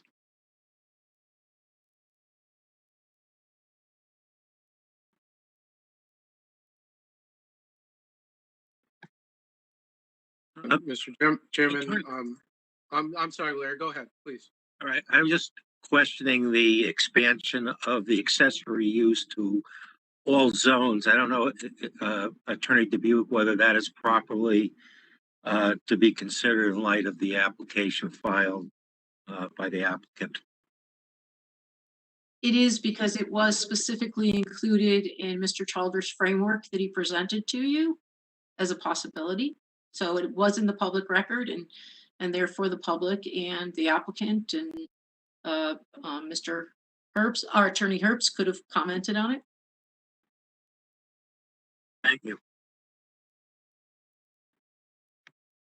Thank you, Larry. Andrew, did you want to go ahead?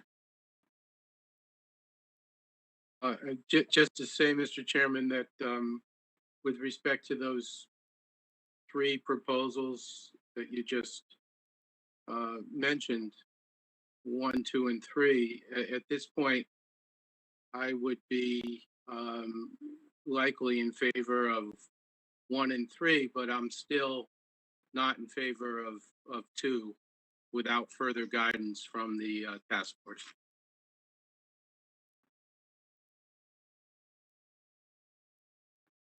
Thank you, Andrew. I appreciate that.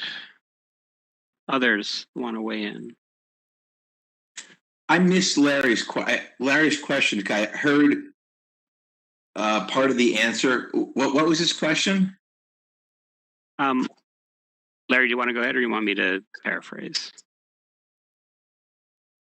Larry, I'll paraphrase. Larry was asking, are the accessory dwelling units allowing them in all of the residential zones that the Open Communities Alliance has put forth. Is that within our inbound? I got that. I missed the first part. Okay, thanks. Yeah. And our attorney said that because it was part of the framework for Mr. Chalder, it was in front of the public during the public hearing process, that is within bounds. Got it.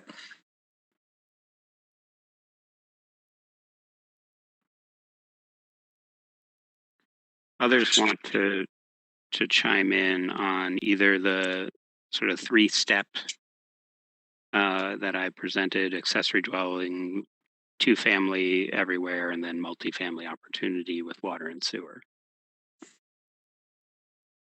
I'll reiterate what I said last time, is that my overall objection is I don't think it's right that what's going to amount to 6 people make a, is that right? 6 people make a decision for the town without a public hearing and public comment. Now, I'm sure it is perfectly legitimate, and there's nothing that would be overturned in a court of law. I just don't think, I think it's fundamentally wrong that we're going to make what are major changes to the town and not giving the public a chance to comment, because they didn't know this was coming when they had their comment opportunity during the applicant's hearings. And I'd feel a whole lot more comfortable giving everyone an opportunity to speak their piece. So, Paul, I'll push back a little on that one, because we did have extensive opportunity for public comment on the applicant's presentation, and what they were talking about was expanding opportunity housing across every residential zone in our town. So that was clearly on the table and clearly in front of everyone. And we got a lot of reactions, some of it positive, some of it negative. A lot of it saying we need to do more, which when they're saying that to us. They're saying it to the Planning and Zoning Commission. We need to do more, but we should do it in a way that is coming from the town and what the town is views versus an outsider with a specific, item and agenda, et cetera. And that's what I see us doing. We've been told by the folks that we need to do better. This is a reasonable step in that direction that builds on what was put forward. Basically they're saying they want this opportunity zoning it everywhere. We're saying, well, we can have accessory dwelling units everywhere. We can have 2-family everywhere. So it's not everything that they're asking for. We're bringing some reasonable adjustments to what they're asking. And we're saying, yes, multifamily housing where there's water and sewer. So we have taken their proposal and reasonably adjusted it based on the feedback we got from the public. I don't see what else we would need to, what other things the public would be commenting on other than what they said in this hearing.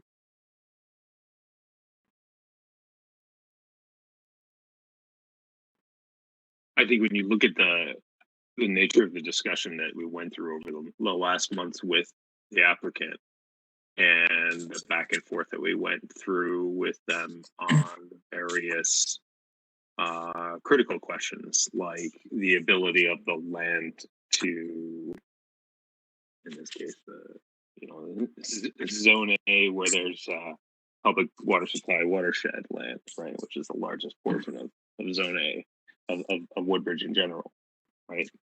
For me, the fundamental question of whether or not parcels in zone A in public water supply watershed can be protected, reasonably protected, and support with 3, not 2, but 3, or larger than 3 family units. I think that question for me was answered during their application process. And I don't think that our proposal here goes far enough to answering them and to meeting what they were requesting.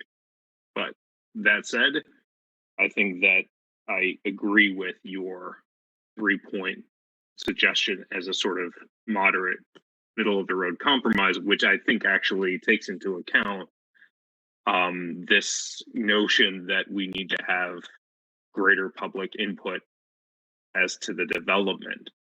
I would push back against my fellow Commissioner Skolnick, and I think Mr. Paul has also articulated this earlier. that, you know, there's discomfort with whether or not there's been public input on our specific proposals that we've got over here. And so I tend to think that there has been sufficient, but I'm trying to recognize that we need to draw a balance, and so I support that. I think Commissioner Greenberg made a comment a couple of hearings ago. It may have been the last hearing or the hearing before that. I've lost track at this point, and he said something to the effect of how come we should expect certain zones to bear the weight of multifamily or two-family housing, but we exclude the larger predominant zone in town. And I thought it was a fair point, which is actually very much the question that OCA applicants were sort of asking, is why some but not others, particularly when the technology does exist. I have not been convinced that it doesn't. I've been convinced. In fact, my concerns have been ameliorated in all of this time over these months that somebody could come along. I do not feel fear that somebody could come along and buy up 2 Orchard Road and then suddenly plop in some kind of massive, development on there that's going to poison everybody's water. And I do not see that happening. I think there are enough protections in place between our own current system, the proposal that's being talked about here, and then the state DPW. I mean, this proposal being talked about here won't allow it.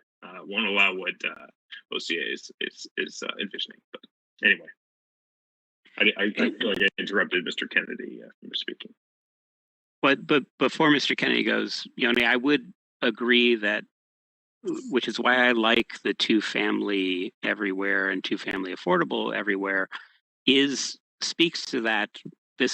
That is that change to our entire residential sort of zoning district, and starts putting some increased housing diversity, increased housing options everywhere in town, which is part of what OCA has asked for, and it's part of, I think, what Larry's comment reflected. I think it was last time, and I know they're all blurring together.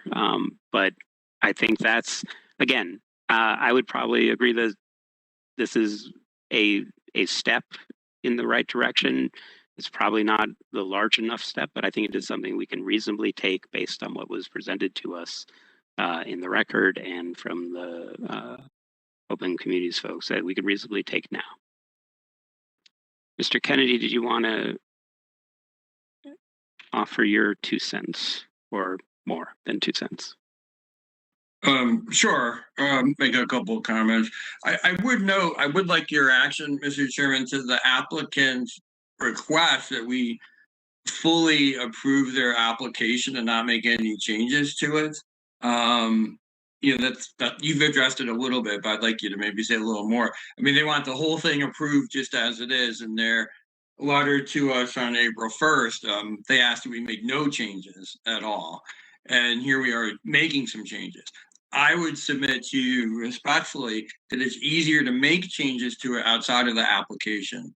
So what I had favored doing was turning the application down and then doing what we're doing now, but then you can change the size of an accessory dwelling unit. You can do whatever you want, and you can have a lot more say and interaction with the public, and we're out of these more the constrictions that we're under now. So I favored an approach of just turning it down and then doing what we're doing right now, because I thought it was easier and gave us a little bit more of a choice. But we are here now, which is your point. We are here now, Mr. Chairman, and I would say that I probably prefer the first and third options that you're putting forward to us. I feel a little bit less comfortable with the second one.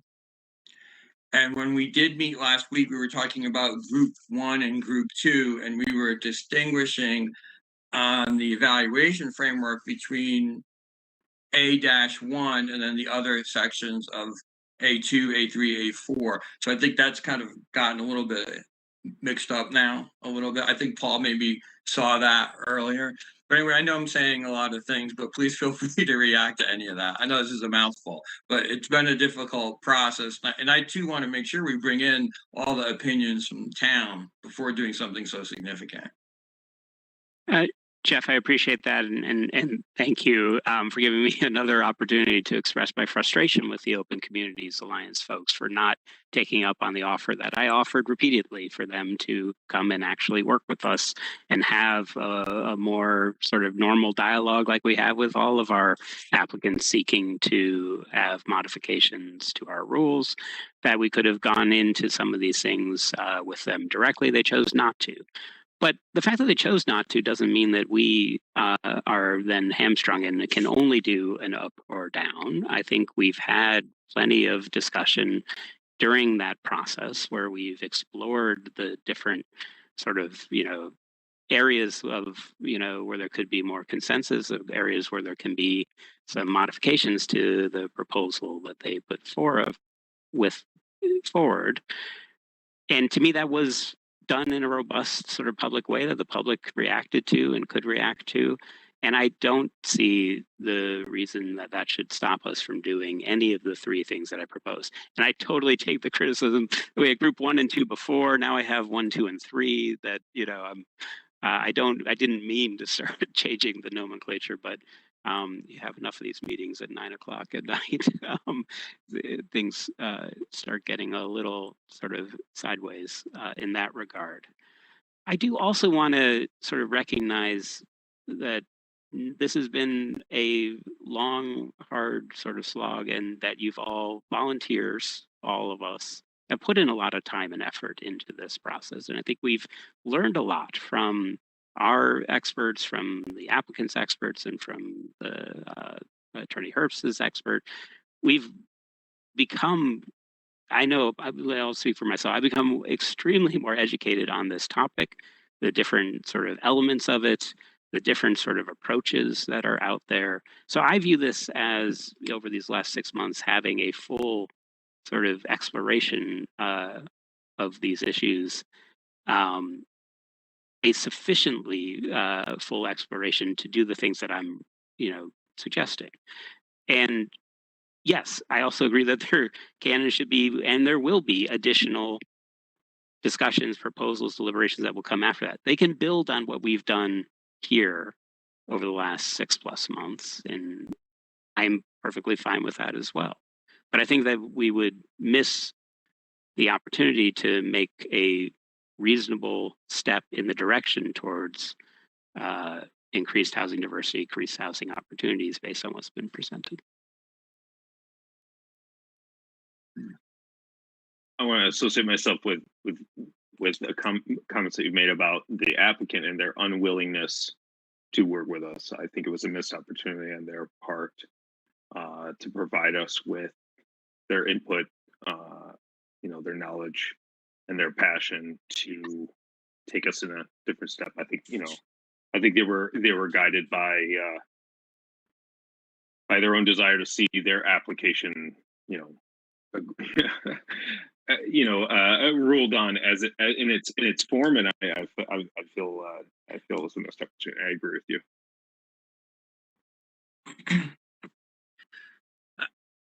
I think the applicant brought to our attention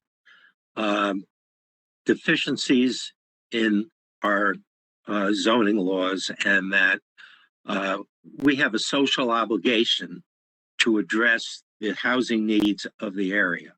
I think the balanced approach that the chairman set forth is the right approach. I think there's been plenty of discussion. I think that everybody's had ample opportunity to express their views, and that our function as a planning and zoning commission is to take the application that's before us and do the best job we can to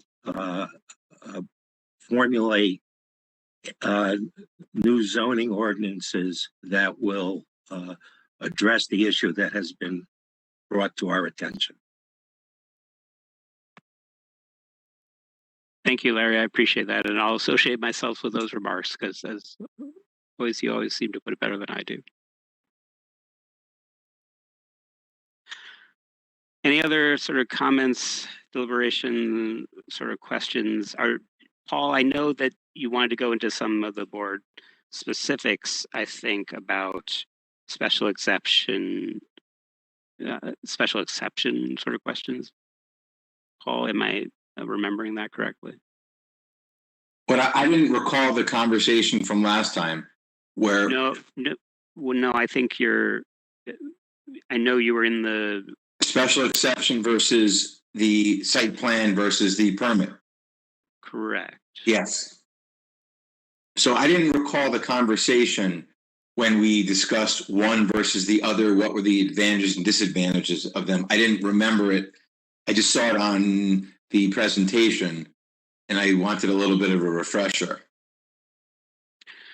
So I'm happy to start, but others should definitely chime in. The special exception, just so we understand our different flavors, special exception requires a public hearing. A site plan review does not require a public hearing, but has, as we sort of explored a bit last time, some very rigorous requirements, probably more so than other towns in terms of submissions that the applicant has to make for their site plan review. And just the permit is just handled by zoning permit staff or by the town staff only, without our seeing or those applications. So those are the different sort of flavors from most process to site plan, middle, though pretty extensive as it happens in our town, and then just permit application. And I think some of the debate and discussion last time was striking the right balance. We're venturing into some new territory. Do we want to see what these look like? What's coming, in through the door? May lean towards having either site plan or special exception. And then I think the special exception, I think regardless for the public water supply watershed areas, having that extra process then triggers the DPH and or regional water authority referrals. So that seems like you definitely need it there for the watershed water supply areas. And then a question of whether we would want special exception or site plan. Is that a fair sort of recap from last time, folks? I'm seeing some nods. So Paul, what's your reaction or thoughts there? If someone gets a permit to build XYZ according to our regs, and another party has issue with it for whatever reason, what's the process?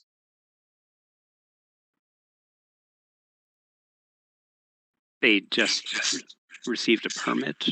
Like a neighbor that's now upset that they're building. Sure. That's a good question. I don't know. And Attorney Dubuque, I know this is putting you on the spot there. My guess is there's not a lot that a neighbor could do on a zoning permit approval only, if it was within the rules, and following all of our zoning regulations. If it was, let's say, I don't know if we require a permit for a pool or or something. I think they would have to bring suit for an injunction Yeah. and claim that the permit was issued arbitrarily and capriciously. No, that wouldn't be an injunction action. Under zoning? No, Yeah. I haven't had a situation with a zoning permit, but I believe any decision of the zoning enforcement officer is appealable to the ZEO. I think that's the ZBA. The ZBA hears, let me just quickly look it up. I think that's the avenue, not a court injunction, because you'd have to prove irreparable harm. It would be just your general injunction for any. You'd have to prove violations. I'm just not sure that's the way it works in Woodbridge. And could a neighbor do that? Would they have the ability as just the neighbor to say, I don't think they followed the rules in that permit? like I said, So actually, so Paul, 8-, Marianne, I think you're muted or you're not coming through. I'm sorry. So 8-6 allows the zoning board, gives the zoning board of appeals the power to hear and decide appeals if there's an error in an order, requirement, or decision made by the official charged with enforcement. That's the zoning enforcement officer. So you could bring, I believe that's the only avenue for just a zoning permit. That's my understanding. But they'd have to prove to the ZBA there was an error. I don't know of a court route.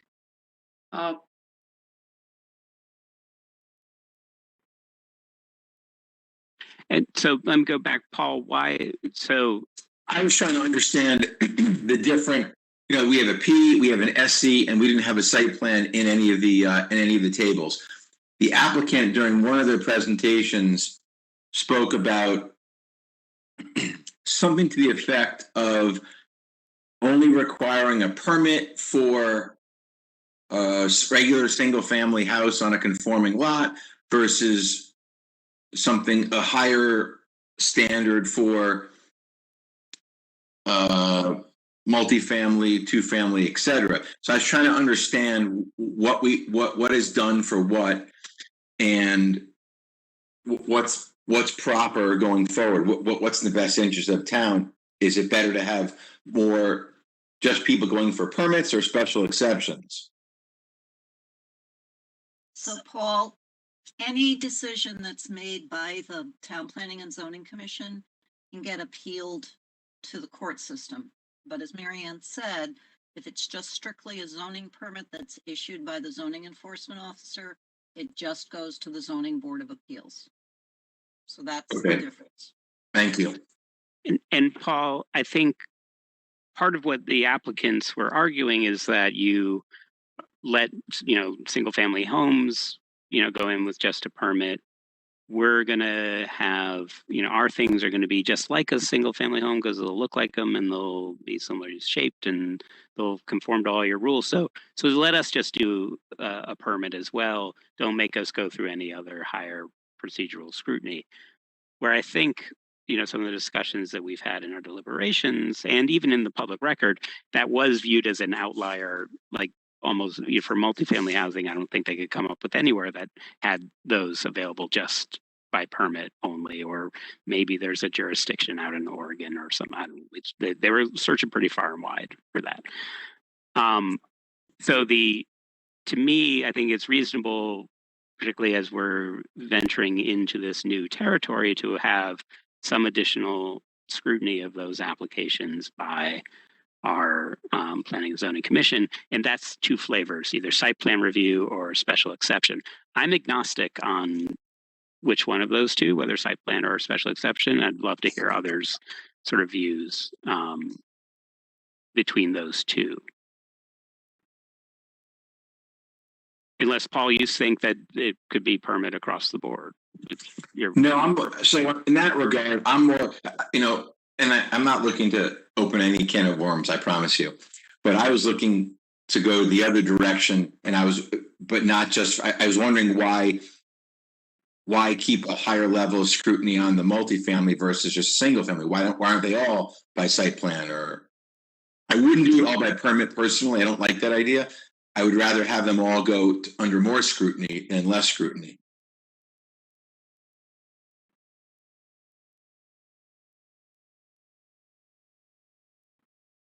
Wasn't that one of the points that OCA made during their presentation, that that's the form of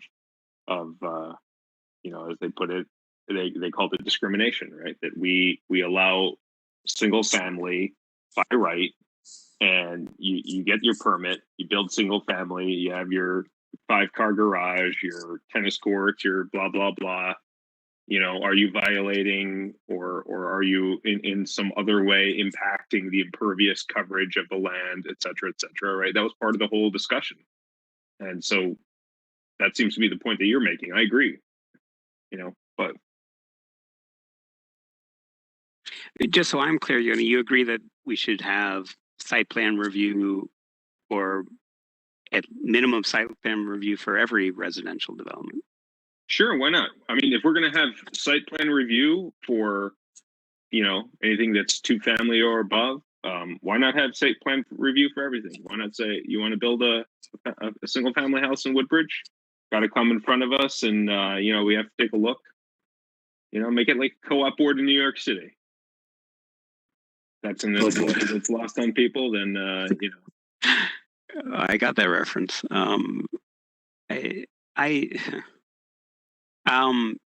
So I think I was trying to strike a balance between those two with the permit allowed for single family or 2-family. Yeah. With the exception of the watershed areas, which needed that higher level. That's 1-family or 2-family. To me, that was in the permit zone, unless you're in the watershed, and 3-family and above.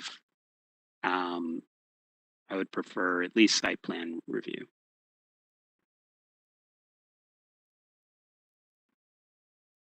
Andrew or Jeff, did you want to weigh in on this? Or Larry? I was in favor of at least site plan review for all of these new proposals.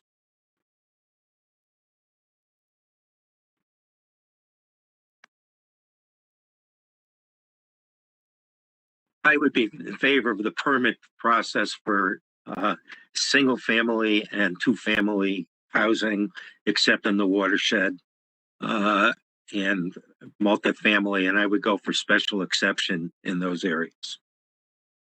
So special exception for the 3-family and above, Larry, just so I'm clear. Yes, 3-family and above, and as well as the watershed 2-family. Okay, thank you, appreciate that. Jeff? I would agree with that. I would agree with what Larry said. Okay.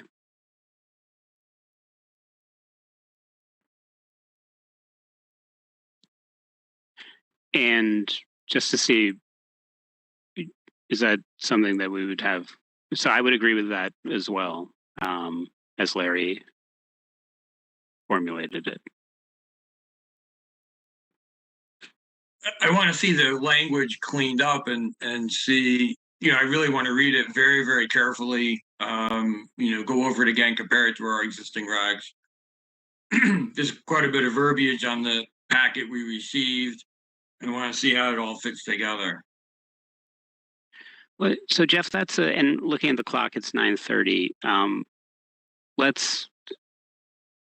It sounds like, and people should definitely correct me if I'm wrong, that we have at least a reasonable consensus on accessory dwelling units in all residential zones, and this multifamily opportunity 3+ housing where there is water and sewer.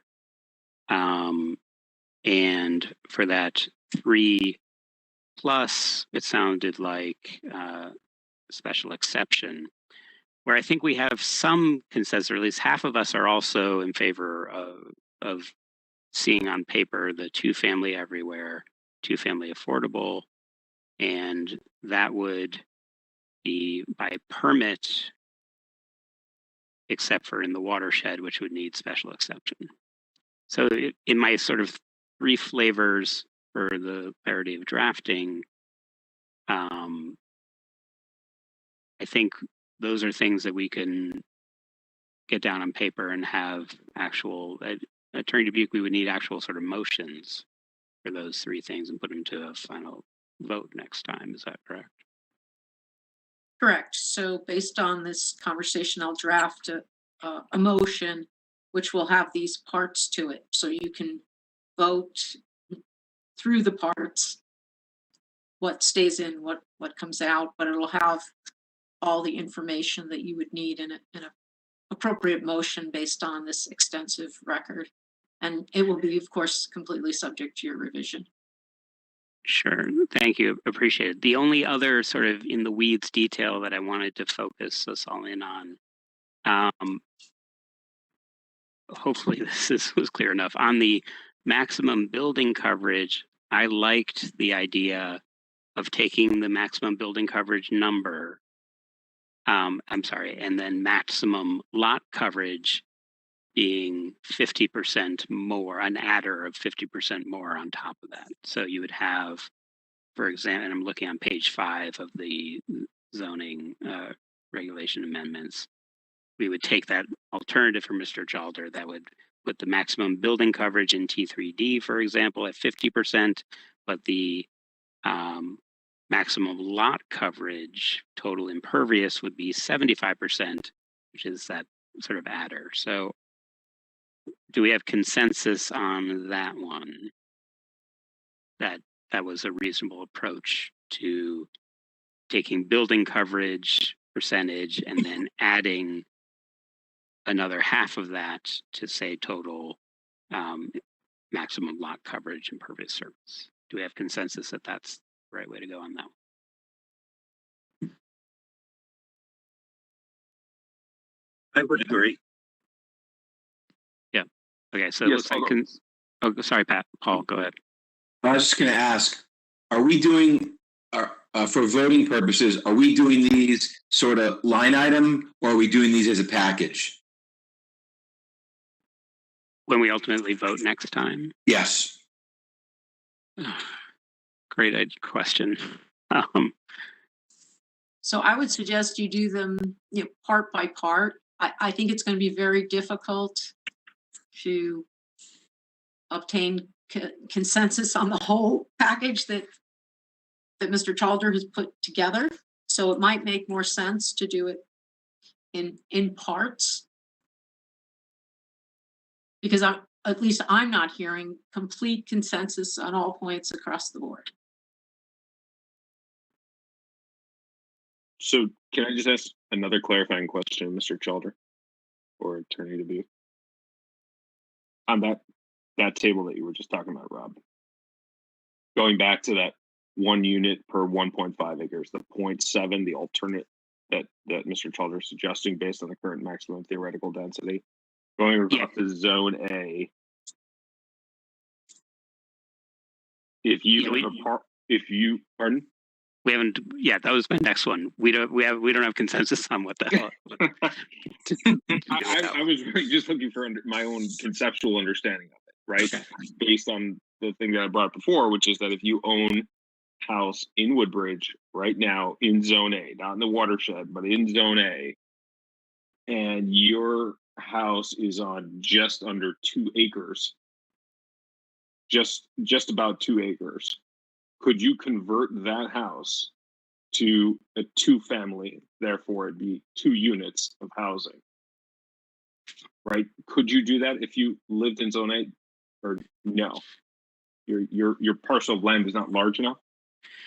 So Yoni, before we go down that, see, unlike the new formula for maximum lot coverage, what I view that 0.7, 0.7, the 2.9, that line is just what we're currently at. That is something we can change. That is something that if we said, no, we really do want a maximum density of 15 units per acre everywhere that you're doing this type of development where there's water and sewer, because there's water and sewer, you can handle 15 units per acre. That would necessarily also include your, division of your house into a 2-family would be within that maximum density. To me, that line of the 0.7, 2.9 is just a reference of where we currently are at, which we can go above. I'm in favor of having, if you're going to do a denser development where there's water and sewer, I don't know why we would make it different in Zone A versus Zone B versus Zone T3, your sort of the density, because there, to me, density is really about how many units you're putting into that sort of development space. Gotcha. Right.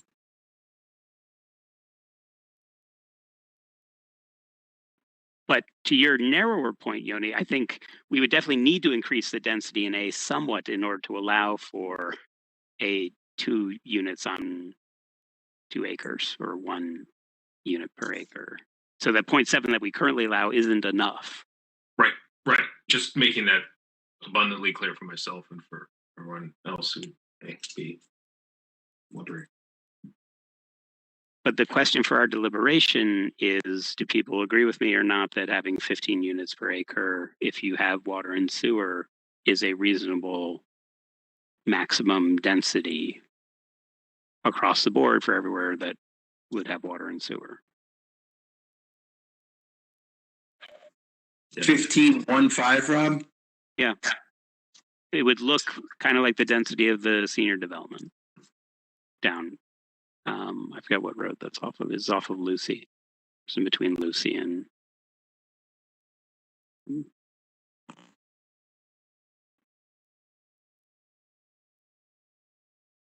And that's a maximum density. It doesn't, you know.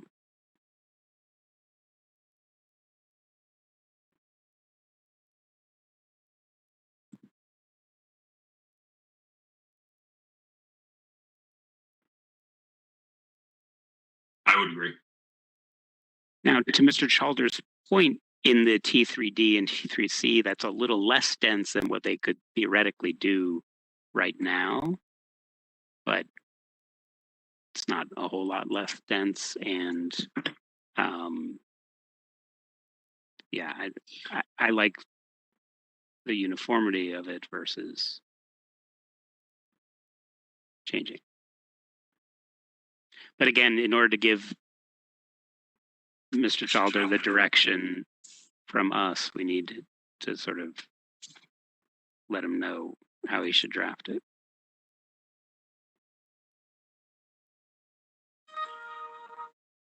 Paul, did you have something? No, that was one of the animals running around.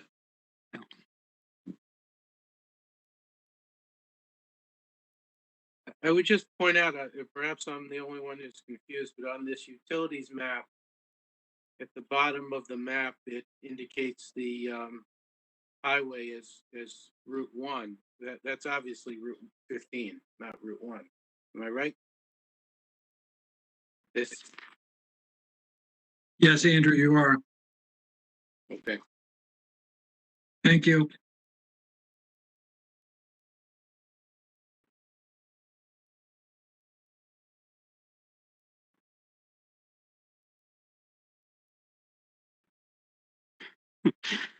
Yeah, it's not the post road. Any other reactions to the maximum density, or should we stick with the 15 across the board? I think 15 is an awful lot on some of these lots in Res A. And granted, the map is harder to read, but as I'm looking at it, if someone put a 15 unit development on one of the lots that it would be permissible, I mean, besides just the aesthetics of it, I mean, that really, that change, that's an enormous change.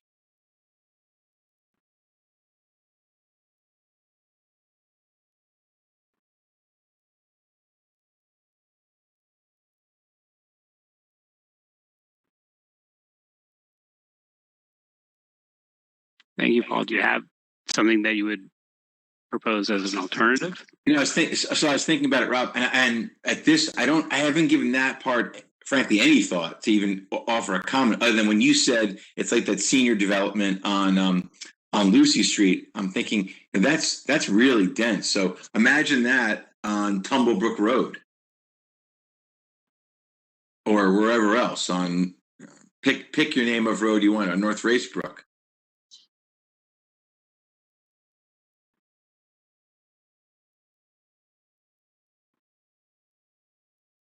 Yeah. But to me, where there's water and sewer that could handle that type of increased density, I'm okay with that.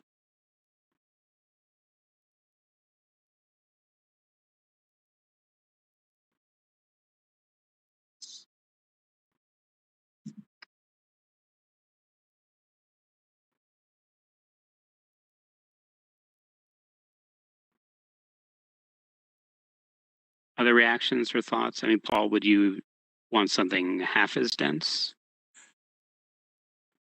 So again, and I don't want to, I'm not trying to pass the buck. I just haven't given that any thought.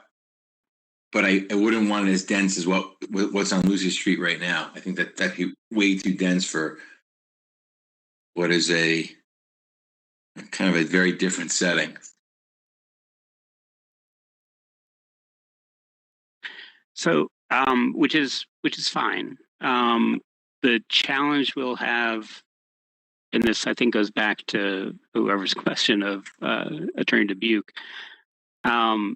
If we go through the sort of approval process and we get to this, sort of question of maximum density, how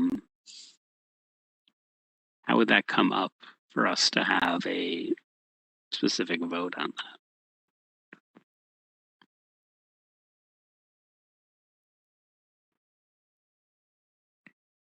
Well, actually, I'm gonna have to think through that one because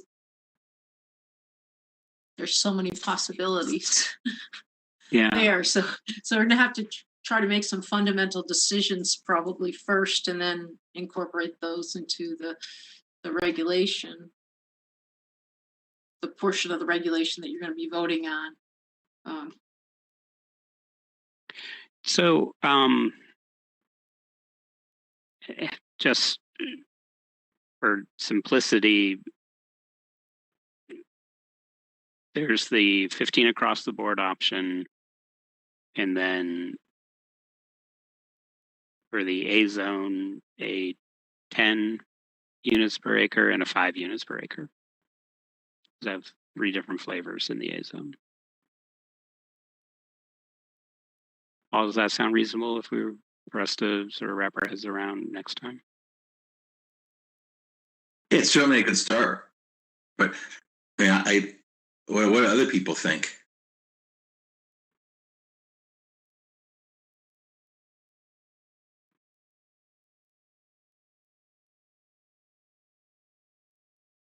Honestly, Paul, I have to put a little bit of thought into the density. I was looking a lot more at units and so forth. I've got to put some more thought into that. What numbers would make sense?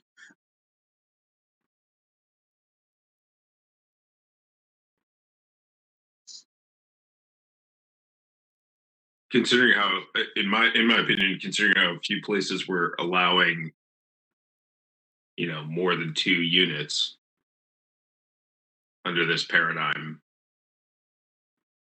if you've got the water and sewer, I don't know. I mean, I'm thinking about other. I'm thinking of a couple of other 15 unit developments that I've seen in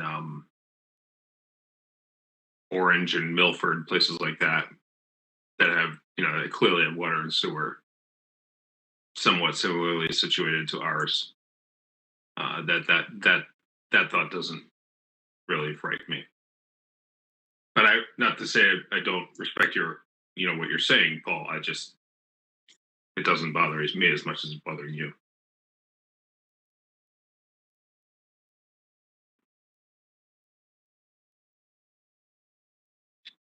And I'll just sort of echo that with Yoni. Is that's kind of the image I had in my mind, was something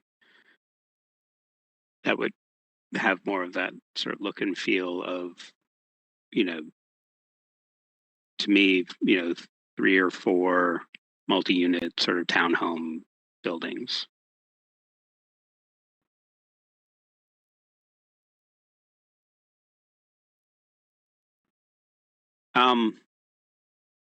Again, I want to be respectful of time. We've been going at this for 3 hours almost. And as I said earlier, you all have been terrific about your time, energy, and effort that you've put into this. And we're nearing the home stretch. So I just want to make sure, to Attorney Dubuque and to Mr. Chalder, do you have enough from us? Were there any other sort of sticking points with which you needed the TPZ's guidance to then clean up the proposed regulations? On the plan of conservation and development piece, I don't think you've heard much in the way that it's from us. I think it's in good shape.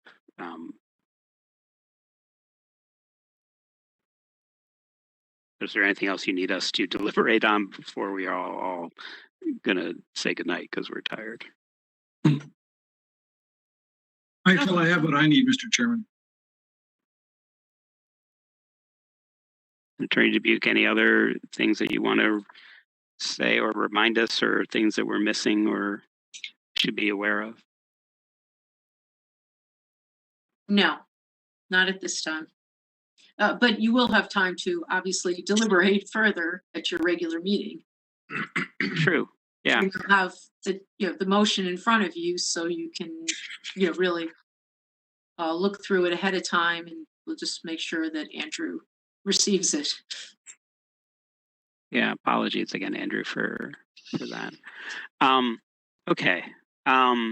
So I think I really appreciate everyone's real thoughtful sort of input, reactions, comments tonight, and for all these nights that we've been together. You all have been terrific in working through this in a way that's been really quite wonderful and respectful of one another, and to me very productive and very much appreciated. So that said, hey Rob, if the next time a document goes out, perhaps we should all confirm to Chris that we received it, so that if she doesn't hear from one of us or two of us in the next couple of days, she could reach out, because it'd be a shame if one of us didn't get the next document. great idea. I think the email though said something like, "If you reply to this message, it will self-destruct in your." It did. That's fun. It did.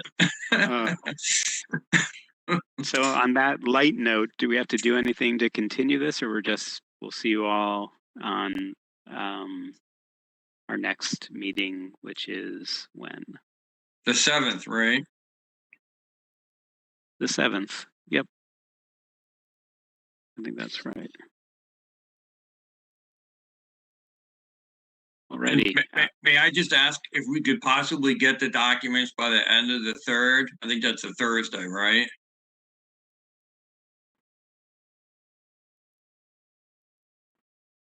If possible. Oh, okay. I understand it's a lot of work to draw it up.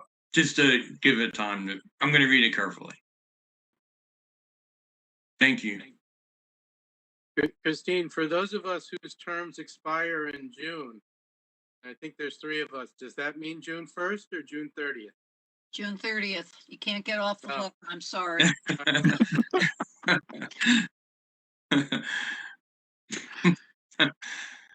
That was Nice a creative. try. Yeah, nice try. So on that note, should we have a motion to adjourn? Motion to adjourn. Moved and seconded. All in favor, Aye. say aye. Aye. No one's opposed to adjourning. Really, thank you all, and we'll see you again next time.